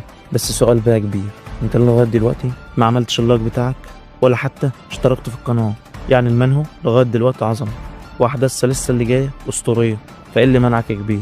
فانزل دلوقتي فجر اللايك، لأن دي الحاجة الوحيدة اللي بتعرفنا إن المنهو عجبكم وبتخلينا نكمل. ويلا بينا يا صاحبي نرجع الحكاية. وبنشوف إن تاني يوم على قمة جبل يوانج البنت تشينج اللي مكلفة إنها تراقب بطلنا من جمعية ممارسة الروح، هي وشخص غريب كده معاها ما نعرفوش لسه، وبتبدأ تتكلم وتقول له أيها النقيب هان، الوضع مش زي ما احنا توقعنا، وكأن في معجزة حصلت، لأن تركيز الطاقة في منطقة التلوث على جبل يوانج انخفض بشكل سريع وملحوظ جدا من الذروة، من أعلى مستوى لأقل مستوى، وكل ده في غضون 3 ساعات بس. بس الغريبة إن لسه فيه شحنات كهربائية منتشرة في الجو. فبيرد عليها الشخص اللي معاه ده، وبنعرف إن هو النقيب هان، وبنعرف إن هو رائد في الجيش. وبقول لها معنى كده إن في مستكشف ومستيقظ روح جه هنا وامتص الطاقة. فبتستغرب تشينجو، بتقول له مستيقظ روح؟ أكيد محدش يقدر إنه جه هنا، وإزاي غادر من هنا وعلى قيد الحياة. وبتحاول إنها تستشعر وتستكشف وقت مغادرته أو خصائص طاقة الشخص اللي كان هنا، لأنها طبعا بتكون شكت إن هو الشخص اللي بتدور عليه، اللي هو بطل. فبتستغرب لأنها مش عارفة تكتشف أي حاجة، وبتقول في دماغها ممكن يكون هو مشي من وقت طويل، أو الليلة الماضية مثلا، والأمطار هي اللي مسحت جميع آثار. فبرد على القائد هاني اللي معاه وبقول لها لأ، هو على الأرجح مشي من هنا بأمان على حوالي الساعة 8 مساء. فبتستغرب إن هو عارف بالظبط، وهي مش قادرة تعرف أو تكتشف أي حاجة، وبتسأله عرفت إزاي. فبرد عليها وبقول لها إن الظاهرة الغريبة حصلت هنا على حوالي الساعة 6 مساء، وإحنا بدأنا في تنفيذ إغلاق الجبل على حوالي الساعة 7. عشان كده هو ممكن يكون صعد للجبل أصلا خلال الساعة دي قبل ما نغلق المكان، عشان كده محدش اكتشف أمره. وبيكمل وبيقول لها إن أجهزة الاستشعار بتاع الجمعية ثبتت إن أقوى عاصفة رعدية حصلت في المكان هنا كانت على حوالي الساعة 7 مساء، وتوقعاتنا كانت بتقول إن مستوى التلوث هيوصل للدرجة إس بحلول الفجر. بس اللي حصل كان عكس كده، وإن بعد الساعة 8 بدأت كثافة وضغط الطاقة يقل في المكان بشكل تدريجي. وشكل الشخص ده يا صاحبي باين عليه ذكي جدا. وبيكمل وبيقول بالإضافة إلى كده أنا بتوقع إن الشخص ده كان في الأصل بيمتلك قوة مرتبطة بالرعد، عشان كده قدر يتحمل طاقة البرق القوية دي. لا وكمان دي كانت تعتبر فرصة ذهبية بالنسبة له. عشان كده أنا مش بعتقد إن الشخص دوت نجا بس، بل إنه كمان هو السبب في العاصفة الرعدية القوية دي وتغير الظاهرة بالكامل، لأن ديت عمرها ما تكون مصادفة. ويكمل وسط اندهاش البنت تشينج دي من دهائه وذكائه، وإزاي قدر يحلل الموقف كامل، وهو بيقول إن الأشخاص اللي زي ده هم الأكثر خطورة وتهديد لمجتمعنا بالكامل، لأننا لغاية دلوقتي ما احناش عارفين هو بينتمي لأنهي جانب، ولو هو شخص سيء وشرير هيشكل تهديد على المجتمع بالكامل. عشان كده لازم إننا نوصل له في أسرع وقت ممكن وقبل أي منظمة. ويبص القائد هان لجنوده وبيقول لهم لازم إننا نوصل للشخص ده في أسرع وقت ممكن، ومن دلوقتي الشخص ده هيبقى معروف لينا باسم الطاغية. وبيبدأ القائد هان يتكلم مع شخص من الجماعة ويقول له إن إحنا هنبذل قصارى جهدنا عشان الاتحاد يقدر يجند الطاغية في أقرب وقت ممكن، ومن ناحيتنا هنحاول إن إحنا نكتم الأخبار دي عشان ما يحصلش ذعر في المجتمع ونتحقق في الأمر بسرعة. فبرد على الشخص ده وأقول له تمام كويس جدا، بس في معلومة لازم تكون عارف إن في مستكشف كمان ظهر رافع المستوى، وبنحاول إننا نوصل له بقالنا فترة. فبيبص الشخص ده لتشينجو وبيقول لها بما إنك كنت أنت اللي بتراقب المستيقظ ده قدمي تقاريرك للقائد هان. وتبدأ إنها تتكلم وتقول إن الشخص اللي بنتكلم عليه ده ظهر بقاله فترة قصيرة، وكانت بداية ظهوره مع بداية انتشار الشذوذات. كانت أول مرة حسينا بيها في حالته كانت في البوابة الشمالية لجامعة تشينج، ومن ساعتها وأنا مكلفة بمراقبته وبنحاول إن احنا نوصله، بس للأسف تحركاته كانت غامضة جدا. وكمان بنعتقد إن هو نفس الشخص اللي قتل الأرنب المتوحش اللي كان هارب من فترة. ولو أنا مش مخطئة فبتحليل المعلومات اللي احنا قدرنا نجمعها دي، فهو عنده تقنية تنفس الشمس. فبيقول القائد هان تقنية تنفس الشمس، وبيبدأ إنه يشكر تشينجو ويقول لها أحسنت العمل، وبيبدأ إنه يمدح فيها وبيسيبها ويمشي. وبتكون هي أصلا مصدقت وفرحانة كمان إنها خلاص الكلام معاه، وفرحانة إنه مدح فيها. وبيروح القائد هان نفس الشخص اللي كان بيكلمه وبيبدأ يقول له إنه على قد ما تقدر ما تحاولش إن أنت تنشر معلومات على اللي بيحصل ده على الإنترنت، وكفاية اللي اتنشر قبل كده، لأن أنا من طبيعتي ما بحبش أي أخبار عن طاقة الروح تتنشر على وسائل التواصل الاجتماعي، لأنها ما بتعملش حاجة غير إنها تثير الرعب في المواطنين، وبنكون شايفين شنجي العبيطة لسه ورا فرحانة من مدح القائد هنلي. وده طبعا لأنه بالنسبة لها شخص قوي جدا وقائد مهم في الجيش. وبنسيبنا من الكلام ده وبنرجع على منزل بطلنا فرانك، وبنشوفه هو بيبدأ يلبس هدومه وبيقول: أنا حاسس بتغيرات واضحة من ساعة ما اكتسبت طاقة الرعد، ودايما حاسس بقوة وهالة يدي اليمنى وزيادة طاقتها بشكل مهول، وحاسس إن أنا على وشك الوصول لاختراق جديد بعد مقدار الطاقة اللي أنا اكتسبته. ده بطلنا ما بيسميش، بس بيقول إن الغريب إن أنا حاسس إن التحكم في طاقة الرعد والتكيف معاه مع جسدي سهل جدا، بالرغم من إن امتصاص طاقته كان صعب بطريقة كبيرة لأن كان مقدار كبير من الطاقة، ودوت على عكس أول مرة اخترقت فيها، لأن بالرغم من إن مقدار الطاقة اللي كنت اكتسبته فيها كان قليل، لأن أنا حسيت ساعتها بألم كبير جدا ووجع لا يوصف. ويبدأ النظام يقول له إن سمة الرعد اللي أنت اكتسبتها سبب ضرر الشخص اللي قدامك بنسبة 300%. فبيتبسط بطلنا وبيقول: أنا مش قادر أستنى عشان أجربها. بس قبل ما يتحرك بطلنا بيفتح تليفونه عشان يشوف إيه آخر الأخبار، فبيتفاجئ إن في أخبار عاجلة منتشرة في كل حتة وتحذيرات بإغلاق المدينة بالكامل. وطبعا بطلنا أول ما بيشوف الخبر ده بيقول: تحذيرات؟ يبقى كأنهم بينادولي عشان أروح المكان ده. وبيكمل بطلنا قراية وبيقرأ إن في انفجار حصل في أكبر مصنع كيميائي في المدينة، بس الأخبار بتأكد إن مفيش أي إصابات، وده بسبب إن الانفجار حصل أثناء تغيير الورديات، يعني والعمال بيغيروا مع بعض الورديات، عشان كده محدش اتصاب.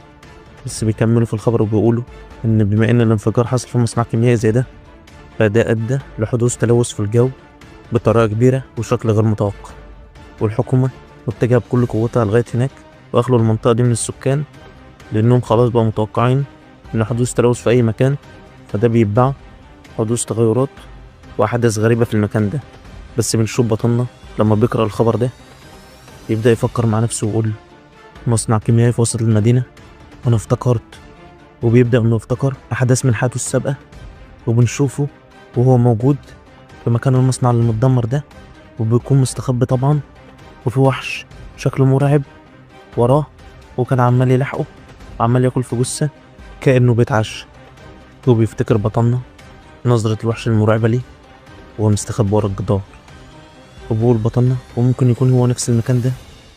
ومبتقفش على كده كمان يا صاحبي، بل بيقول لنا بطلنا إن أنا فاكر في حياتي السابقة بعد حدوث الانفجار ده بوقت قليل جدا كل الحيوانات اللي في المكان كلها اتحورت واتحولت بطريقة مرعبة وغزت المدينة، وكان سبب تحول الحيوانات بالسرعة دي وعن بقية تغيرات في الأماكن التانية، وده لأن التغير في المكان ده بالذات كان بسبب انفجار في مصنع كيميائي.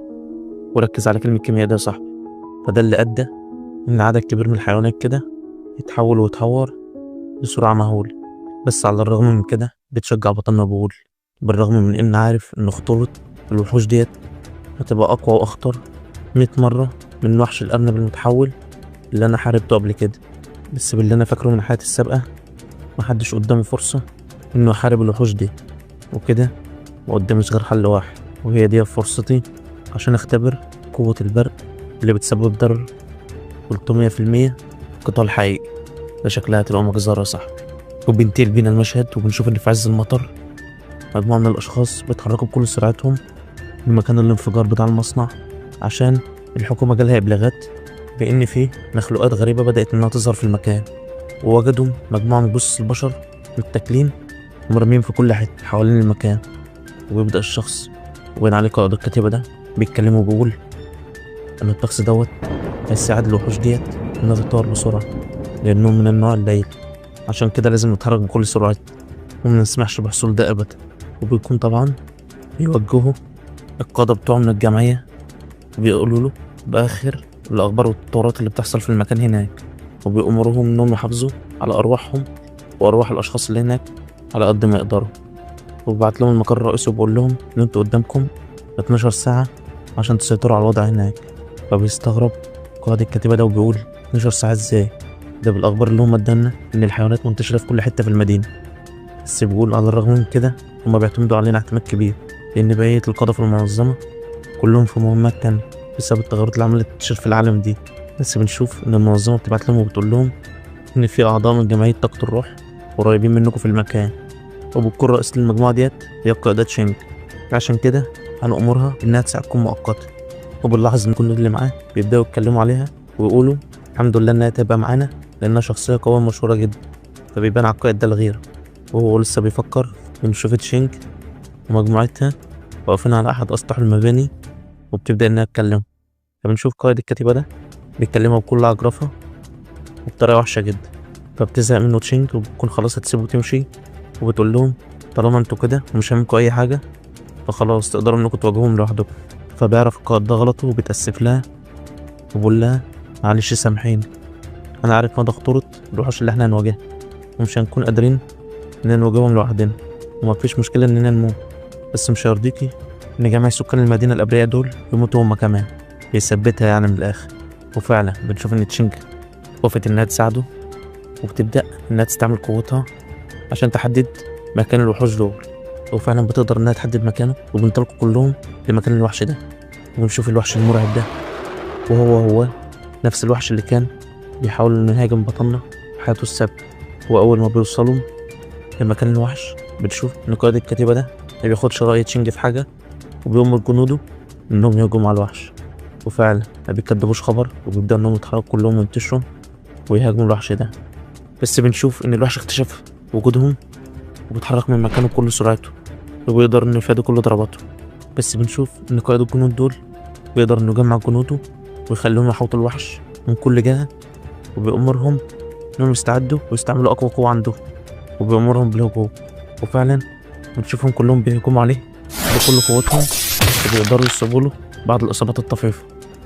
بس بنشوف إن الوحش ده بيتعصب جامد جدا، وبيطلع من ظهره حاجات غريبة كده، وفجأة يا صاحبي بيظهر له جناحات. والله زي ما سمعت كده، وبيبدأ يزقر ويخرج طاقة صوتية قوية جدا. فبتزعل لهم تشينج وبتأمرهم كلهم بالابتعاد فورا، لأن الموجات الصوتية دي قاتلة وهتخلص عليهم في ثواني. وفعلا بنشوف الوحش بيهاجم بكل قوته بقوة زائره الجديدة دي، بس الجنود بيقدروا إنهم يرجعوا لورا ويبتعدوا على آخر لحظة. وبنشوف القائد والجنود كلهم معظمهم مصابين، وبيقول الوحش ده قوي للغاية، ولو استنينا شوية ما سمعناش أمر تشينج كان زمان عظامنا مسحوقة دلوقتي. وبنشوف الوحش بدأ إنه يرفع راسه لفوق، بيجمع مادة خضرا غريبة كده ببقه، ويبدأ إنه يفرزها بكل قوته. ونشوفها طلعت دخان قوي جدا، وكمان السائل ده عمل حفرة قوية في الأرض. فبتقول لهم تشينج هو شكله بيحاول يهرب عن طريق الحفرة في الأرض ولا إيه، وبتكون عايزة تهجم عليه، بس بتمسكها واحدة من جنودها وتقول لها أيتها القائدة ما ينفعش إن إحنا نتحرك دلوقتي، المادة اللي هو أفرزها دي بتحلل الجسم بمجرد لمسها، وإحنا ما عندناش القوة المضادة الكافية عشان نواجهها. وبيتكلم قائد جنود الكتيبة وبيقول لهم خليكم مستعدين، لأنه حتى لو عمل حفرة في الأرض ما يقدرش يحفر نفق كامل ويهرب منه. هما طبعا مش شايفين الوحش عمال يعمل ايه دلوقتي، لأنه مش باين بالضباب اللي حواليه. وبيكمل وبيقول لهم إن إحنا مهمتنا دلوقتي إن إحنا نجمع المعلومات الكافية ونوديها للمقر الرئيسي خلال ال 12 ساعة دول لحد ما يجهزوا قوة كاملة لمواجهته زي ما اتأمر مننا. بس بنشوف الوحش المرعب ده يا صاحبي هو بيتحرك من وسط الضباب، وبيطر الجنود من قدامه وبيكمل طريقه لقدام.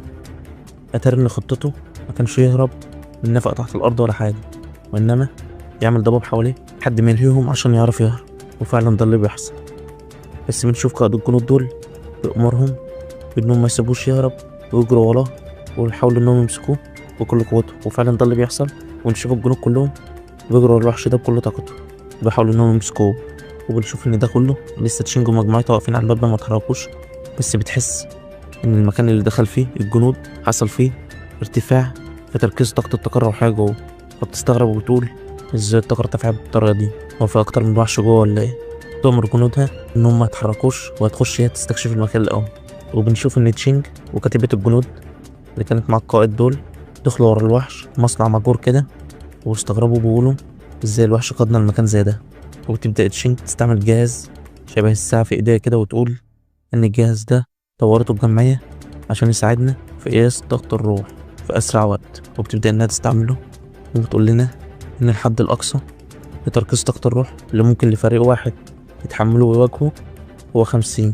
وبتبدأ تبص في الساعة دي وبتلاحظ إن التركيز كان 48 وبدأ إنه يعلى بقى 50، وعمال يزيد بطريقة مهولة جدا لدرجة إنه وصل ل80، وعمال يرتفع كمان بشكل جنوني. استغربت تشينج وبتقول انا حاسه ان مكان زي ده اكيد ما بيحتويش على كائن شاذ واحد بس. وبنشوف يا صاحبي ان في كائن مرعب ظهر من وراهم مره واحده وبدا انه يقرب عليهم.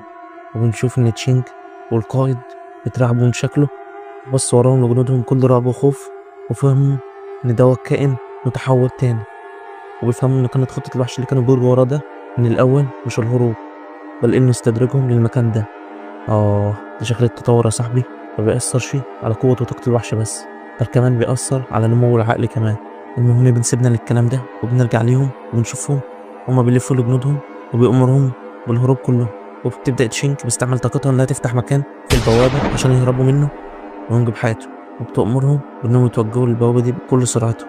بس بنشوف ان تشينج وقفت ثابتة مكانها ومش قادرة انها تتحرك وحست انها مشلولة، والوحش كمان بيهجم عليها من وراها وبيهبطها على الأرض. بتقول أنا حاسة إن حواسي كلهم وجسدي مشلولين، وأكيد ده كله بسبب الغاز المسمم اللي عمال الوحش ده منشور حوالينا في كل حتة. تبدأ إنها تقوم من مكانها وبتطمن على الجنود اللي كانوا معاها، بس بتتفاجئ إن مفيش حد بيرد. تبدأ إنها تستغرب وتقول هم راحوا فين، وعمال أحس باختفاء طاقتهم الروحية بالتدريج. خليكي بس في اللي أنت فيه. تبدأ تبص قدامها وبتلاقي إن الوحش المرعب اللي قدامها عبارة عن أفعى ضخمة متحورة، وبتكون مستغربة وبتقول أنا حاسة إن أنا بغيب عن الوعي، وإزاي الوحوش ذكاء وصل للدرجة دي، لأن الوحش التاني هو اللي قادنا هنا للمكان اللي فيه الوحش ده. ومن ساعة ما دخلنا هنا والغاز ده عمال ينتشر في المكان عشان يأثر على أجساد. وبنشوف إن الغاز السام بدأ إنه ينتشر في كل جسمها، وعمالة تقول أنا حاسة إن طاقتي الروحية عمالة تخلص وجسدي مش قادرة إن أنا أشيله. وبتبدأ إنها تقع على الأرض وبتقول المعلومات دي لازم إننا نوصلها للمنظمة بأي تمن، وإن الوحوش بتتطور وعندها ذكاء قتالي وقادرة كمان على صنع الأفخاذ. ونشوفها بتبص للسقف بكل يأس وخلاص على وشك انها تغمض عينيها ويغمى عليها. بس لو انت فاكر ان دي النهاية يا صاحبي تبقى انت غلطان، لاننا بنشوف ان السقف بيتكسر من فوقها وبيظهر منه بطلنا المغوار فانج، وبتكون هي خلاص بدأت انها تغيب عن الوعي. والبطلنا فانج دخول اسطوري وبينزل على الارض بكل عظمة وبيقف قدام الوحش ده وبيقول كائن شاذ من النوع الظلام يلا بينا. بس ما بيستناهوش الوحش الثعباني ده وبيبدأ انه يهجم على بطلنا بكل قوته.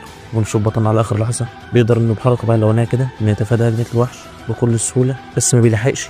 وبنشوف ان الناحية التانية الوحش اللي كان عامل شبه الكونغر ده وجابت شينج لحد المكان ده وبيهجم على بطلنا كمان من الناحية التانية. ونشوف بطلنا محاصر من الوحشين ومش عارفين يطلع من المأزق ده ازاي. وفعلا بيقدر الوحش اللي عامل شكل الكونغر ده انه يخترق درع بطلنا، بس بلاحظ ان بطلنا مش حاسس بأي ألم وبيفكر وبيقول وحشين متحورين، واحد يصطاد والآخر بينفذ القتل، يا لهم من ثنائي. وبنشوف بطلنا بيبص الوحش الكونغر ده بكل عظمة وبيقول له شغلك بتحب العرض، طب خوب بقى. وبيبدأ انه يستعمل طاقته الجديدة وقوة البرق بتاعته على ايده اليمين وبيدشمله حرفيا بقوته المهولة. وبنشوف ان الوحش الثعباني اترعب من اللي حصل لصاحبه، فبيبص له بطلنا بكل فخامة وعظمة وبيوجه ناحيته سلاح النار ويقول له ما تستعجلش انت اللي عليك الدور. وبنشوف ان الوحش ده بيجمع طاقته وبيحاول انه يهجم على بطلنا، فبيفادي بطلنا تاني بكل مرونة وبيوجه السيف ناحيته وبيستعد عشان يوجه له ضربة قاضية. لسه التعبان ده بيبص وراه عشان يستوعب اللي بيحصل له، فبيلاقي بطلنا موجه له ضربة ثقيلة في نص دماغه وبيشق التعبان ده نصين حرفيا.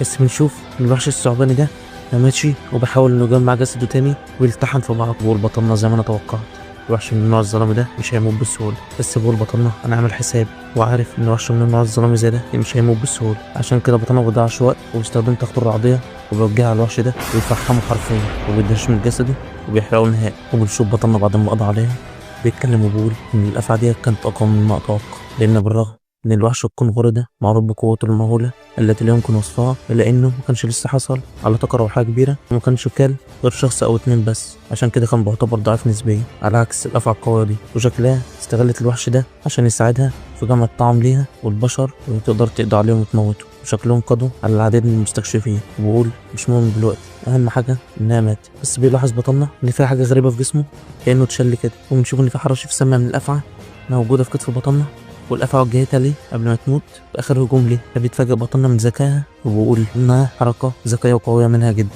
وانها لو كنت شخص تاني غير دلوقتي وممتلكش تقنيه تنقية الشمس دي كان زماني في اعداد الموتى دلوقتي. وبيكون بطلنا معجب بذكاء وقوه الافعى اللي قاتلها دي، وبيبدا انه يقرب من جثتها المخترقه وبيحط ايده هناك عشان يحاول انه يمتص اي طاقه ينجي منها. بس بيلاحظ بطلنا ان في حد بيخرج من وسط الدخان، وطبعا زي ما توقعتم قائدة شين.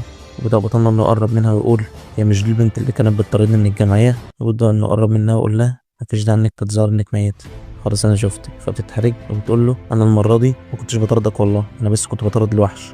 ما كنتش بحاول نظهر ان انا ميت، انا كنت اغمى عليا كنت بحاول ان أنا استيقظ. بس بنشوف بطلنا بيبدأ نشكر فيها ويقول لها انت باين عليك انك قوية جدا، لان زملائك كلهم طاقتهم الروحية خلصت بسرعة واغمى عليهم، ما عدا انت قمت على قد ما تقدري وقدرت برضو انك تستيقظي بسرعة.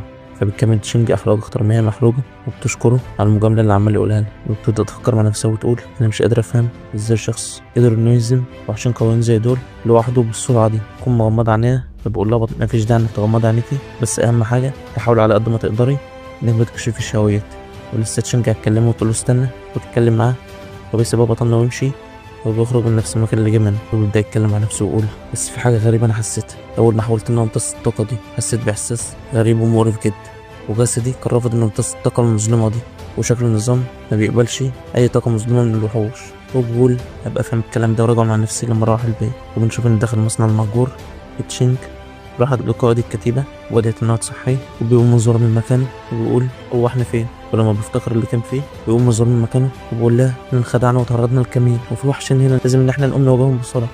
تواجه إيه بس يا عم؟ ده جاي بعد ما الدنيا خلصت. وبيقوم هو والجنود اللي معاه، بس بيتفاجئ إن جثة الوحش اللي قدامه متطحنة حرفيا. فبيستغرب ويقول هو إيه اللي حصل هنا؟ ومنين جت طاقة الشمس النقية دي؟ فبترد عليهم تشينج وبتقول لهم الظاهر إن في مستكشف جو ساعدني، وهو نفس المستكشف اللي كان السبب في مهمتي الأصلية من البداية، وإن أنا مأمور إن أنا أتبعه وأكشف هويته، بس كالعادة فشلت ومقدرتش أحدد هو مين. وشكل كده تشينج تخبي عنهم هوية بطن، وبتكمل وبتقول لهم أنا لغاية دلوقتي معرفش غير شكله بس، ولسه هويته بالنسبة لي غامضة. وفي الواقع أنا عرفت إن هو كان ملاحظ إن أنا براقبه من البداية، بس المرة دي قرر التدخل وكان بإنقاذنا جميعا، ومش عارفة ليه هو عمل كده. وبنشوف إن القائد مستغرب من اللي بتقوله، بس بقية الجنود اللي معاه عمالين يقولوا شخص واحد قدروا إنه يهزم الوحش ده والقفل على العلاقة دي، ده من الشخص اللي بالقوة الهائلة ده. بس لسه القائد ده بيتكلم بكل كبر وبيقول لها المهم دلوقتي هي فين جثة الوحش القنغور، عشان إحنا محتاجين ننضف الموقع هنا ونسلم البقاء للجماعية. بيتكلم كأنه هو اللي قتل الوحشين، وبدأ فعلا ننضف الوحش الصعباني من قدامه، بس بيتفاجئ إنه داس على أشلاء من الوحش القنفوري تحت رجله وخرج منها طاقة برق مرعبة. فبيستغرب جدا وبيقول ازاي هي طاقة ده تشينج؟ انت قلت ان الشخص دوت عنده طاقة الشمس النقية، يبقى ازاي في طاقة تانية ظهرت دلوقتي وهي طاقة البرق، وانت قلت ان في شخص واحد بس اللي كان هنا؟ فبينزل القائد على الأرض وبيقول ان طاقة البرق هنا نقية جدا برضه زي طاقة الشمس، أكيد انت غلطتي يا القادة وفي شخصين جم هنا، بس انت ما لحقتيش غير شخص واحد بس. بتستغرب وتشوف بتقول في نفسها أكيد أنا ما أخطأتش، بس مش عارفة ازاي أشرح لهم الحقيقة وأقول لهم إن شخص واحد بيمتلك الطاقتين القويتين دول، أكيد محدش هيستوعب ولا هيصدق الكلام ده. وبتقول مستكشف زي ده ما حصلش في التاريخ، شخص واحد بيمتلك نوعين من أعلى أنواع الطاقة في جسده، سيف لعب الشمس وطاقة البرق الأسطورية. هو أي نوع من الوحوش الشخص ده؟ وبنكمل حكايتنا وبنشوف واحدة من أصدقاء القائدة تشينج قلقت من مرور وقت طويل على القائدة بتاعتها داخل المكان ده، فبلغت الجمعية على الفور. وفعلا بنشوف إن الجمعية أرسلت فريق للموقع عشان يحقق اللي بيحصل، بس كانوا معتقدين إنهم هيجوا يستردوا جثثهم فقط، ما يعرفوش إن بطلنا ظهر في الموضوع. وبنشوف إن أصدقاء تشينج فرحانين جدا إنها ما زالت على قيد الحياة، وبنشوف إن أعضاء الجمعية اللي بعتوا للمكان عمالين يحققوا في الجثث اللي موجودة قدامهم، وبيبدأوا إنهم يرسلوا نتائج تقررهم دي للجمعية مباشرة. وبنشوف إن واحد من فريق التحليل والبحث ده بدأ إنه يكلم القائد ويقول له أيها القائد الأعلى، بناء على مقارنة آثار المعركة اللي موجودة قدامنا، تحليل أسلوب الهجوم وطريقة القتل تشير إلى إن الشخص اللي قتل هذين الكائنين الشاذين بنسبة 90% هو شخص واحد. وبنشوف علامات الصدمة والاستغراب على قائد الجنود، وبيكون مش مصدق فعلا إن كلام تشينج طلع صح، وبيبدأ يتكلم ويقول أنا مش مصدق إن في مستخدم واحد عنده قدرتين عاليتين زي دول وبالنقاوة دي. ويبدأ شخص من الجنود اللي معاه يتكلم ويقول إن بالرغم من إننا جميعا في مستوى فأس الشبح، إلا إن وحش واحد من الوحشين الخطرين دول كان قادر إنه يمحونا من الوجود نهائيا كلنا، وبالرغم من كده قدر الشخص دوت إنه يقضي عليهم في لحظة واحدة. شكل ما بيننا وما بينه فجوة هائلة وقوته ملهاش مثيل. ونشوف إن تشينج مش شاغلة بالها بالكلام ده، وهي اتصدمت من بطلنا على قد ما قدرت، وبدأت إنها تبلغ المقر الرئيسي بإن الهدف اللي هي مأمورة إنها تراقبه طاغية ظهر مرة أخرى، وطبعا بيكون قصدها على بطلنا فانك. فبيطلب منها رئيسها إنها توقف مهمتها مؤقتا وتبطل مراقبة الطاغية، وبيبرر لها ده بأن الشخص ده أنقذها وقضى على الوحوش في المنطقة وحمى المنطقة كلها، ودوت بيثبت إنه مش معادي للجمعية وإنه مش عدو، يعني بيثبت حسن النوايا وإنه مش شرير. عشان كده بيطلب منها إنها توقف مراقبته في الوقت الحالي. فبتوافق تشينج على كلامه، بس بتكمل كلامها وبتقول له بس أنا عندي تخمين حوالين اللي حصل معاه عند الجبل في المكان اللي كان بيتدرب فيه، لان انا شعرت بهالة قوية جدا في الوقت ده، واشتبهت في انه بيمتلك سلاح روح. بس طبعا في الوقت ده كنت بقول ان الكلام ده مستحيل وما حطيتوش في دماغي قوي. بس بعد اللي انا شفته دلوقتي، وان قدر انه يمتلك صفتين عاليتين وبالنقاوة دي في جسم واحد بس، فانا بشك ان الشخص دوت فعلا بيمتلك سلاح روح. فبنشوف ان رئيسة مصدوم من اللي سمعه، وبقول لها انه بغض النظر عن قوته وموهبته، بس بدون موارد او اي دعم خارجي، فمن المستحيل انه يكون عنده واحد. بيكمل وبقول لها ان كمان فريق التحقيق اللي عندك ملقاش في المكان اللي هو فيه اي اثار لطاقه روحيه سلسه في المكان الحادث. فبتقول له تشنجل ده لانه ما استعملهاش النهارده. بس لما انا كنت بتكلم معاه شعرت بطاقه روحيه من نوع الشمس النقي خارجه مني. فبرد عليها الرئيس وبقول صدقني فعلا ممكن يكون كلامك صح. لو كانت طاقه السلاح الروحي اللي بيمتلكه من قوته الخاصه وبيستمدها من جسمه، فممكن كلامك فعلا يكون صحيح. بس برضه ما اقدرش انه اعمل كده غير لو كان في مستوى تكوين الروح. فبتستغرب تشينج من الكلام اللي الرئيسة بيقوله، بتقول مستوى تكوين الروح اعلى مستوى في العالم؟ ده الاشخاص اللي وصلوا للمستوى ده اقل من انهم يتعدوا على اصابع اليد الواحده. بس لو فعلا الشخص دوت بيمتلك 3 سمات روحيه، قدر انه يستعمل 3 قوى في جسد واحد، فدوت هيغير كل شيء في عالم استيقاظ الروح. لان الابحاث كلها بتشير لان الطاقات الروحيه المختلفه في الجسد الواحد بتتعارض مع بعضها وبتؤدي لتدمير الجسد. فوجود شخص زي دوت ولسه عايش دي بحد ذاتها معجزة. بيكمل رئيس كلامه بيقول من لغاية دلوقتي ما تعرفش أي مستيقظ بيمتلك 3 طاقات روحية مختلفة. عشان كده احنا بنأمل إن المستيقظين زي ده ذوات القوى الهائلة ما يصبحوش أعداء البشرية. وبنشوف إن بطلنا بكل هدوء بعد المعركة القوية دي بيستحمى ببيته وبيروق على نفسه، وبيقول إن خلاص بقى أقل من عام قبل عودة الطاقة الروحية رسميا. وبالفعل بدأ ظهور تغيرات وحوادث غريبة وظواهر شاذة في كل مكان، وبمرور الوقت تصبح الوحوش دول التغيرات دي أكثر عنف. وبيكمل وبيقول إن بالفعل بدأ العديد من الأشخاص إنهم يصبحوا مستيقظين مثل، وده اللي بدأت ألاحظه من قوته. وبرضه هم زيي شغالين في السر وعمالين يقووا نفسهم بالتدريب الذاتي. ولغاية دلوقتي الدولة ما اعترفتش بأي حاجة من دي ولا أظهرته في اعتراف رسمي، لأن لسه الشذوذ ما انتشرتش في العالم كله. بس في العديد من الأشخاص وصلوا بالفعل لمستوى فأس الشبح بنجمة واحدة، وكل دوت من خلال التدريب الفردي. ولغاية دلوقتي الدولة بتحاول تسيطر على الشواذ اللي عمالة تنتشر في العالم كله، وكمان بتحاول إنها تضم ليها أكبر عدد من المستيقظين الأقوياء، عشان عارفة إن دول اللي هيبقى لهم أعلى الرتب في العالم في المستقبل. وبالرغم من إن الدولة أسست جمعية تدريب طاقة الروح، إلا إنها ما أعلنتش عنها بعد، وبتحاول تضم الناس دي كلها في السر عشان ما تثيرش الذعر في قلوب الناس العاديين. بس كده أو كده مصيرهم هيعلنوا عنها وعن الأشخاص دول. وبيكمل بيقول إن معظم السكان دلوقتي في حالة ذعر وخوف، ما بالك بقى لو أعلنوا رسميا، فدوت هينتج فوضى وانهيار مما يؤدي إلى وفيات جماعية. ده غير اللي بتعمله الوحوش. وبناء على الوضع الحالي فالمستيقظين المعترف بهم ما عندهمش القوة الكافية للحفاظ على النظام، لأنهم يواجهوا الوحوش اللي بدأت تظهر دي. بس المشكلة دلوقتي إن معدل تطور الوحوش أسرع من المتوقع، واللي واجهته النهاردة كان أكبر مثال على ذلك. لأن فعلا الوحشين اللي بطلنا واجههم دول أثروا فضول بطلنا بسبب دهائهم وذكائهم. وبدأنا نسأل النظام على أنواع الوحوش دول، وبيبدأ النظام يفهموا أنواع الوحوش دول، وبيقول إنهم من نوع الظلال، هو فرع من فروع الطاقة المظلمة، وهم الأعداء الطبيعيين المستيقظين. وبيقول بطلنا إن بالرغم من إن الوحوش دول مش أقوياء جدا زي الوحوش اللي شفتها في حياتي السابقة، يعني مش قادرين إنهم يدمروا مدينة كاملة أو دولة لوحدهم، بس بالرغم من كده فهم بيتميزوا بذكاء ودهاء قوي جدا وكبير عن الوحوش اللي أنا شفتها قبل كده، وبيتعاونوا مع بعض، وحتى بينقي فرستهم وبيستهدفوا المستيقظين فقط. وبيقول إن مجرد نوع زي ده وبالخطورة دي، وبيكون بطلنا عاجبه القوة دي جدا، وبيقول إن قوة الظلال ديت شكلها قوية جدا. بس أنا بالرغم من كده ما قدرتش إن أنا امتصهم الوحوش دول.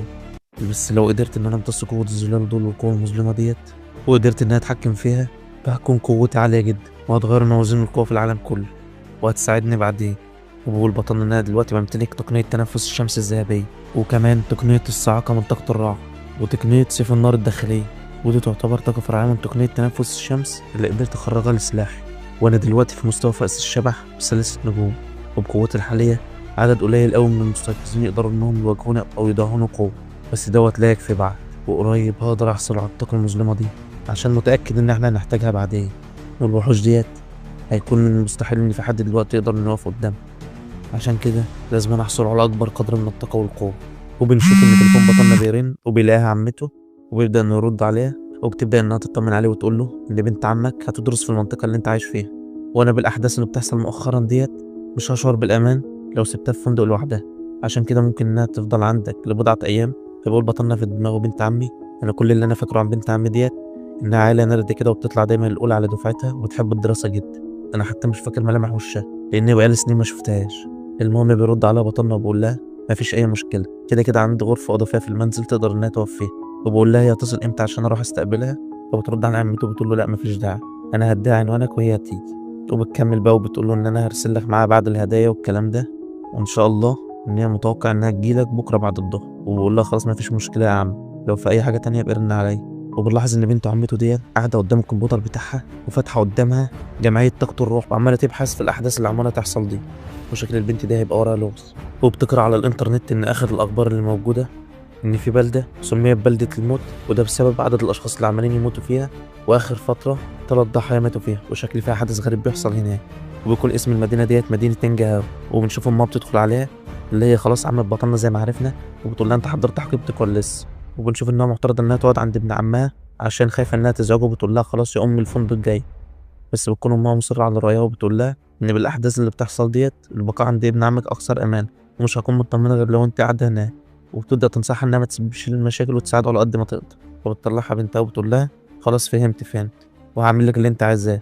بس بنشوف بنت عمو ديت واقفه على الباب وبتقول انها لازم تتغلب على كل تحدي واحد تلو الاخر، واهم حاجه دلوقتي واصعب شيء هما الوحوش المنتشرين في العالم. وشكل البنت ديت مش سهل.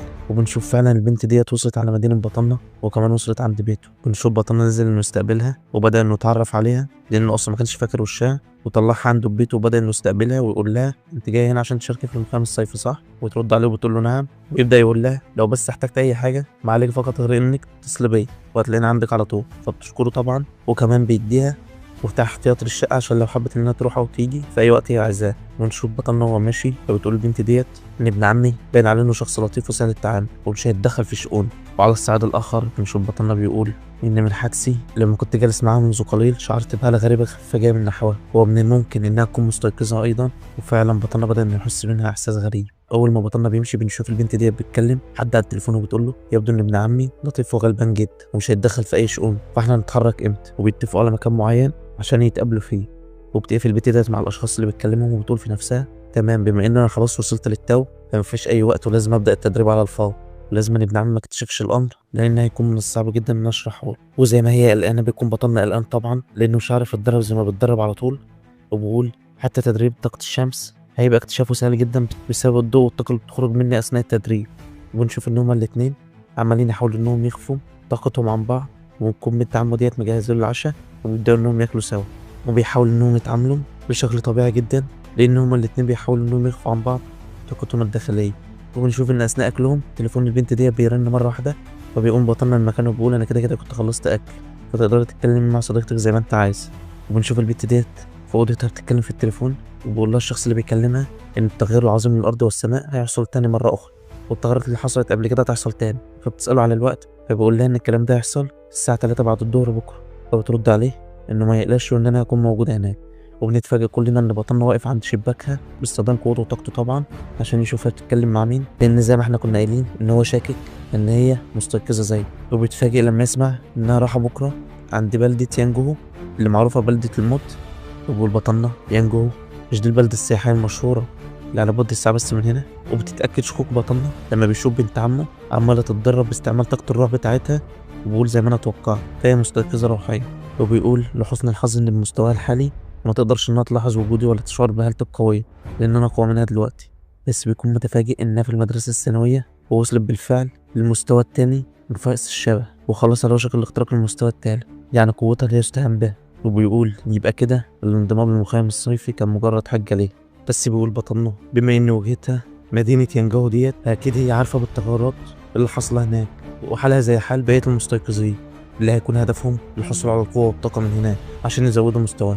بس دوت مش فارق معايا لأن القوة والطاقة اللي موجودة هناك مش هتصبح لأي حد وهتكون ملكي أنا بس، لأن محدش هيقدر ينقذ العالم ده غيري.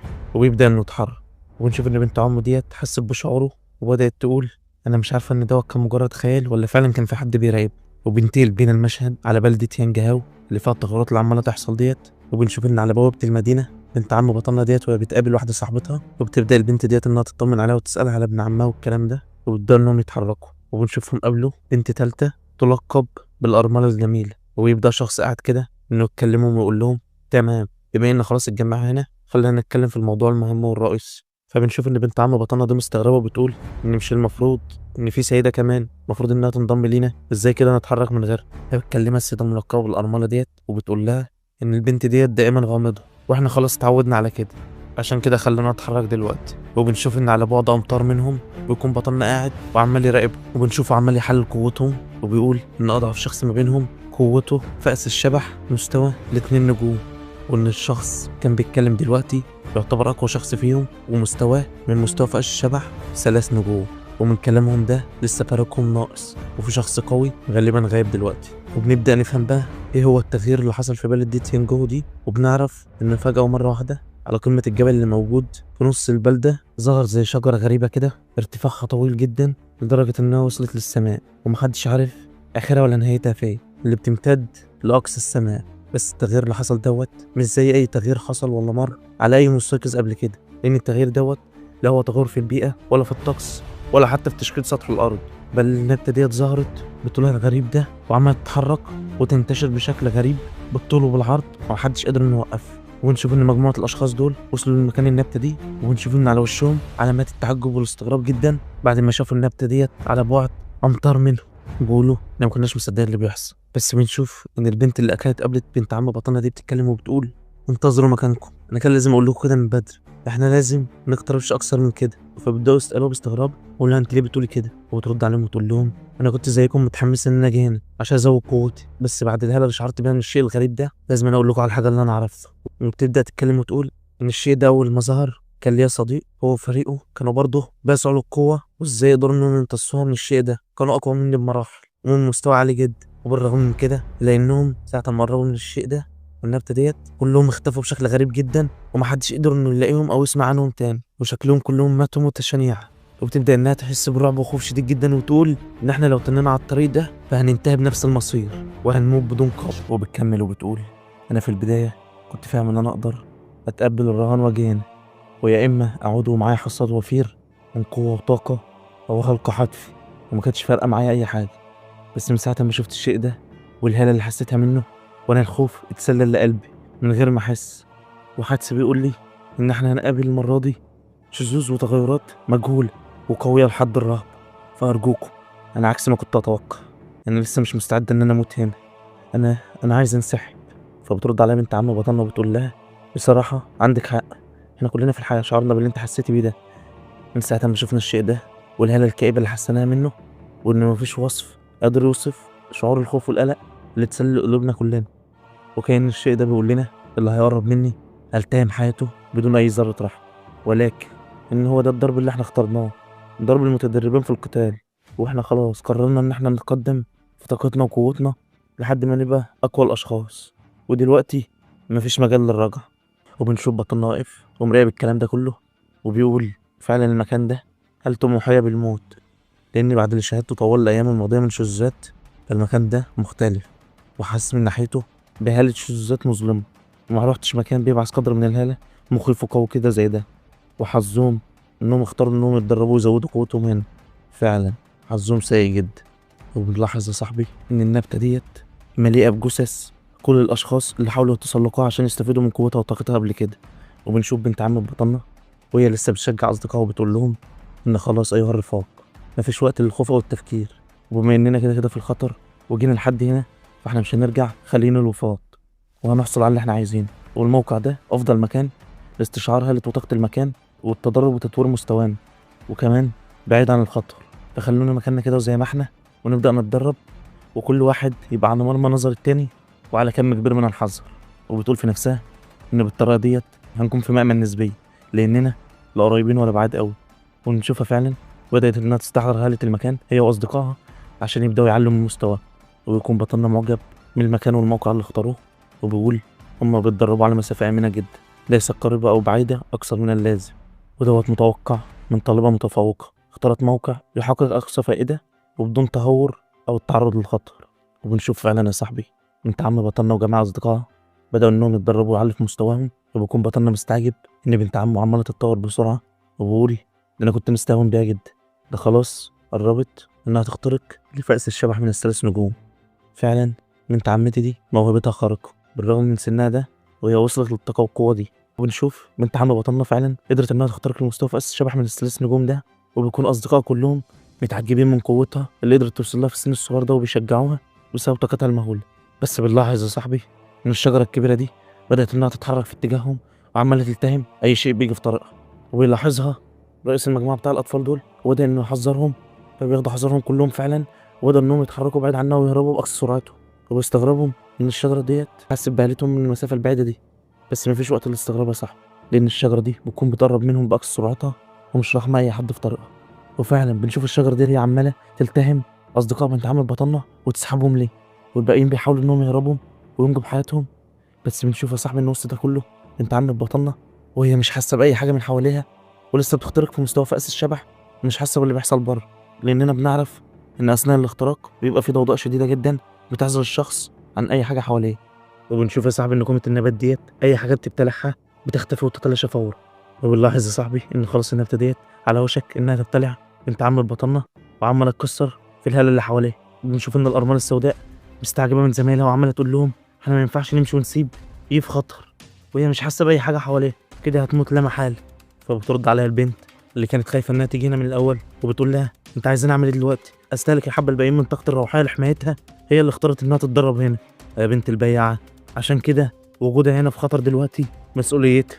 ونشوف الشخص اللي كان عامل فيها قيدهم ده وهو بيرد عليها برضه بكل برود وبيقول لها اهدئي، الموت قدر مكتوب علينا كلنا، ولو ما قدرناش دلوقتي هنموت معاه، وانت اللي بتتصرفي بتهور كبير كده، احنا بالكاد نعرف بعض. فبنشوف فرز عالم على وشه يستاهلوا والله، وبتقول لهم لو عايزين تمشوا امشوا انت، اما انا مش هتخلى عن صديقتي في الفريق. وفعلا ما بيتأثروش باللي قالته وبيكملوا جري عشان يهربوا، بس بترجع هي عشان تنقذ صاحبتها. وبيكون ملاحظ الكلام ده بطلنا وبيقول على ارجع كده ان بنت عمتي مش حاسه بالخطر اللي عمال يحب بيه، مهما بلغت قوتها فهي ما زالت صغيره وطالبه في النهايه. وقومة النبات دي قوتها مخيفه وقويه جدا، وانا مش عارف ان كانت قوتي هتكفي لانقاذها ولا لا، بس خلاص ما فيش وقت قدام، وانا وعدت عمتي بحمايتها، وطالما وعدت يبقى ما ينفعش اخلف حتى لو كان ده على حساب موتي. وبنشوف يا صاحبي ان الارمله السوداء بتقاوم بكل قوتها وبتحاول توصل لصديقتها، وعماله تقطع في النبته ديت، بس مهما بلغت قوتها بتقدر النبته انها تتملك منها وبتمسكها من رجليها وبتلتف حواليها صاحبي، وبتبقى على وشك انها تلتهم هي كمان. وبنشوف ان خلاص النبته قدرت انها تخترق الحاجز اللي حوالين بنت عم بطلنا ايه، وخلاص على بعد ثواني انها توصل لها. ولاحظت كل ده وبتصرخ الارمله السوداء بكل قوتها عشان تحذر صديقتها، بس لا حياه لمن تنادي يا صاحبي. وخلاص على اخر اللحظات بيوصل بطلنا المغوار فانج، وبيضرب ضربه قويه بسيفه، وبيقدر انه يدمر جزء كبير من النبات ده بضربه واحده. ونشوفه نازل بفخامته المعتاده بهالته القويه المنتشره في المكان كله. وبنلاحظ الكلام ده اعضاء الفريق كلهم وبيستغربوا ان طاقته قدرت انها تاثر على نبات بالهاله القويه دي. وبيبدا النبات انه يهجم على بطلنا مره اخرى، بس بنشوف بطلنا بيجمع كل هالته وطاقته، وبيحصل حواليه انفجار قوي جدا، ومن قوه هالته بيكون الانفجار ده عامي اصدقاء بنت عم بطلنا، وبيكونوا مستغربين من طاقته الكبيره، بيقولوا ان شكل الشخص دوت ذو مستوى رفيع جدا، لانه بس بانتشار هالته في المكان اكبر قوه النبات ديت على التراجع للخلف. وبيكون الشخص دوت مستعجب من كميه الطاقه اللي شايفها، وبيقول انا كنت فاهم نفسي قوي موهوب جدا، لان انا بلغت فأس الشبح ذو الثلاثه نجوم في وقت قصير، وكنت بحسب ان في البلاد كلها في عدد قليل جدا من المخترقين اللي يمكنهم مجرد سرعتي، بس بعد رؤيتي العقار الغامض ده فانا مش عارف انا ايه دلوقتي. وفعلا لو في مخترقين زي ده فاحنا ايه بالنسبه له؟ ده احنا حصوات بالنسبه للهاله اللي انا شايفها قدامي دي. وبنشوف يا صاحبي ان النظام بطلنا بدأ نتكلم ونقول تم اكتشاف خاصيه الخشب القصوى، جرى تفعيل الدمج التلقائي، وخلاص. وبيبدأ بطلنا فعلا انه يندمج ويخترق لمستوى جديد ويكتسب طاقه المكان ده. وبيجي استشعار لبطلنا ان الاندماج تم بنجاح، وقدر انه يكتسب قوه جديده اسمها قوه الحياه الابديه. والقوه ديت يا صاحبي قادر على امتصاص قوى الحياه من المحيط اللي حواليه لشفاء اي جرح فيه بسرعه. ومعنى الكلام عشان تبقوا فاهمين ان خلاص لو بطلنا تعرض لاي جرح وفي اي شكل من اشكال الحياه حواليه فهو يقدر انه يمتص طاقه حياتها ويداوي نفسه يا صاحبي. يعني خلاص بطلنا بقى عامل شبه الاله اللي مش هتتوقف ابدا عن اعاده شحن نفسها، واظن كده ان مفيش حاجه تقدر انها تاذيه. ونشوف يا صاحبي بطلنا بعد ما امتص السمه القويه ديت، سمه طاقه الحياه، وقدر بس بنشر هرته في المكان وضربه واحده انه يجبر النبته ديت على التراجع. والبطلنا ان النبته ديت قويه جدا وكويس انها تراجعت بسرعه، وبقول كويس ان النبته ديت ما بتنموش الا في تضاريس صعبه زي الجبال، ولو نمت في اي مكان اخر فهي قادره انها تستنزف قوه الحياه لمسافه 10 اميال حواليها لحد ما تسبب الجفاف للمنطقه كامله. بس كل ده مش مهم، فانا قدرت استفاد منها وحصلت على سمة قوية جدا. وبنشوف ان في حد بينادي عليه وبيشكره على انقاذ حياتهم، وبتكون ديت الارمله السوداء، وبتبدا انها تشكره وتقول له شكرا ليك جدا، انت لو ما كنتش معانا من شويه كان زماننا جماعه اموات دلوقتي، ازاي نقدر ان احنا نرد لك الجميل ده. فبيسيبها بطلنا وبيمشي وبيقول مفيش اي داعي، وبيقول في نفسه انا استفدت من وجودي هنا اكتر منهم كلهم، فحصلت على قوه الحياه، فبالاحرى انا اللي ربحت من المكان ده. ويبدا انه يسيبهم ويمشي. بس هو ماشي بيقول في نفسه اما بالنسبه للصراع اللي بين الفريق ده والمشاكل اللي بينهم، فانا من الافضل عليا مراقبه تحركات بنت عمي من الانف صاعده، لان وجودها في فريق زي ده خطر عليها جدا، وفي اوقات الازمات بينكشف الجانب الحقيقي من الناس. فريق مشتت زي ده ومش واثق في بعضه، لو قابلوا اي خطر حقيقي فهم هيكونوا كلهم على شفير الموت. عشان كده يجب عليا ان انا اراقب بنت عمتي، ويكونوا الاتنين يمشوا سويين لوحدها واقفين في نص هدومهم، ولو مكانهم انا اتحرك طبعا، لانهم سابوها ومشوا وهي في عز الخطر. وبتبدا البنت تدب بالصوت وتقول له احنا هنعمل ايه دلوقتي؟ فبرد عليها وبقول لها ليه؟ وانت ندمان ان احنا مرجعناش لانقاذها؟ وكلام الشخص ده وبقول للارمله السوداء ان انت في ايدك ما تجبرناش على الانقسام وتحكي اللي حصل ده، وبنقدر نركز على اللي حصل ده، خلينا نفكر في الراجل الغامض اللي كان انقذنا وقوته. وبتكون الارمله السوداء مستغربه من بجاحته، ونشوف ان وسط المعجله اللي عماله تحصل ديت يجي بنت عم بطلنا، وهي لسه عماله تخترق في المستوى التالت وما حسيتش باي حاجه حصلت حواليها، وخلاص بتبدا انها تستيقظ وتفهم من الاختراق، وقدرت فعلا انها تخترق، وبتبدا انها تنزل لهم وبتسالهم وتقول لهم ايه اللي حصل هنا وفين بقيه اصدقائنا. فبيشاوروا لها عليهم وبتلاقيهم منهمين حرفيا. فبتستعجب من اللي هي شايفاه، وبتلاحظ ان في بقايا لطاقه شخص كان قوي جدا في المكان. ولسه الارمله السوداء دي تتكلم، فبيقطعها الشخص اللي كان عايز يسيبها ويهرب وبيقول خليني اقول لك ايه اللي حصل هنا. ونشوف بنت عم بطلنا وهي راجعه بيته تاني، وبتفتكر الشخص ده حكاهولها، وبتقول هو فعلا في شخص بالقوه الرهيبه دي وقادر انه يجمع السمات دي كلها بجسد واحد. وبتفتكر كلام الشخص ده ليها وهو بيقول لها يعني دوت مش شخص، ده وحش حرفيا، وان كومة النبات اللي ما قدرناش بكل طاقتنا ان احنا نقطعها او نأثر عليها تراجعت للوراء بضربه واحده بس منه. وبتفتكر كمان شكل النبتة دي بعد ما تقلص حجمها جدا وتراجعت للوراء بشكل رهيب بعد الضربه اللي خدتها من بطنها.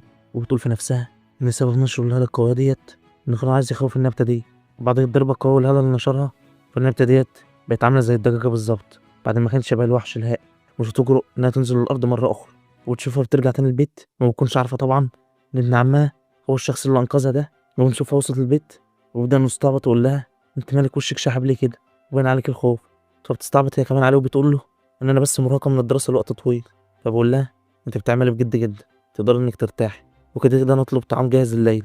فبتوافق وبتبدأ انها تخش اوضتها، وبنشوفها وهي باين عليها الارهاق والتعب جدا، وبتقول ان التقدم والاختراق بيتطلب طاقة روحية وجسدية هائلة جدا، وانا حاسة بتعب شديد جدا، بس ده كله مش مهم لان قوتها عمالة بتزيد، وان التعب والجهد دوت في الاختراق هو قدر كل المخترقين، ولازم اكون على هيبة الاستعداد للتغيرات اللي عمالة تحصل في العالم ده. وبتقول ان الحياة العادية اللي عايشها ابن عم ديت ما عادتش ممكنة بالنسبة لي، عشان كده لازم استحمل التعب. انت مش عارفة اي حاجة، حياة عادية دي انت أوي. وبتبدأ انها تتصفح جروب الفريق بتاعها وتشوف اخر الاخبار، فبتتفاجئ ان في شخص اسمه جيلان بعت على جروب الفريق وكاتب ان لو الشخص ذو القوة المهول اللي انتوا قلتوا عليه ده ظهر مرة اخرى فبلغونا على الفور. هو بيكون سبب استغراب بنت عم بطلنا لان جيلان ده اول مرة في حياته يبعت على جروب الفريق ويشاركهم كده، فبيوافقوا كلهم على كلامه. وبنشوف ان الاخبار في مواقع التواصل الاجتماعي كلها انتشرت ان الخبير على المستوى ذو سمة اليانج ظهر مرة اخرى، وبتكون الدنيا كلها مقلوبة. بس على الجانب الاخر بنشوف بطلنا بيجهز عجلته وبدأ نركبها ويقول ان كويس ان ابنة عمتي خففت حذرها ومراقبتها ليا عشان اقدر اعمل اللي انا عايزه بتحرك بمزاجي، وخلاص دلوقتي حان الوقت لفهم سمة الخراب ديت والاستفادة منها. وبنشوفه بدأ انه يتحرك بعجلته وبيقول ان سمة الخراب ديت بتميل اكثر للنباتات، ولكن بعد كل شيء ان سمة الخراب ديت هي سمة شريرة جدا لانها بتستمد طاقة الحياة من الحاجة اللي حواليها على حساب الشخص اللي هتستمد منه، وبيموت ويتلاشى على الفور، ويدخلها مباشرة لجسدي هيكون له أثر سلبي عليا وممكن تتعارض مع سمة البرق اللي في يدي وتقضي على جسدي. عشان كده أفضل طريقة هي الحصول على شيء مشابه لقيمة الأشجار دي. عشان كده أنا عارف دلوقتي أنا هروح فين.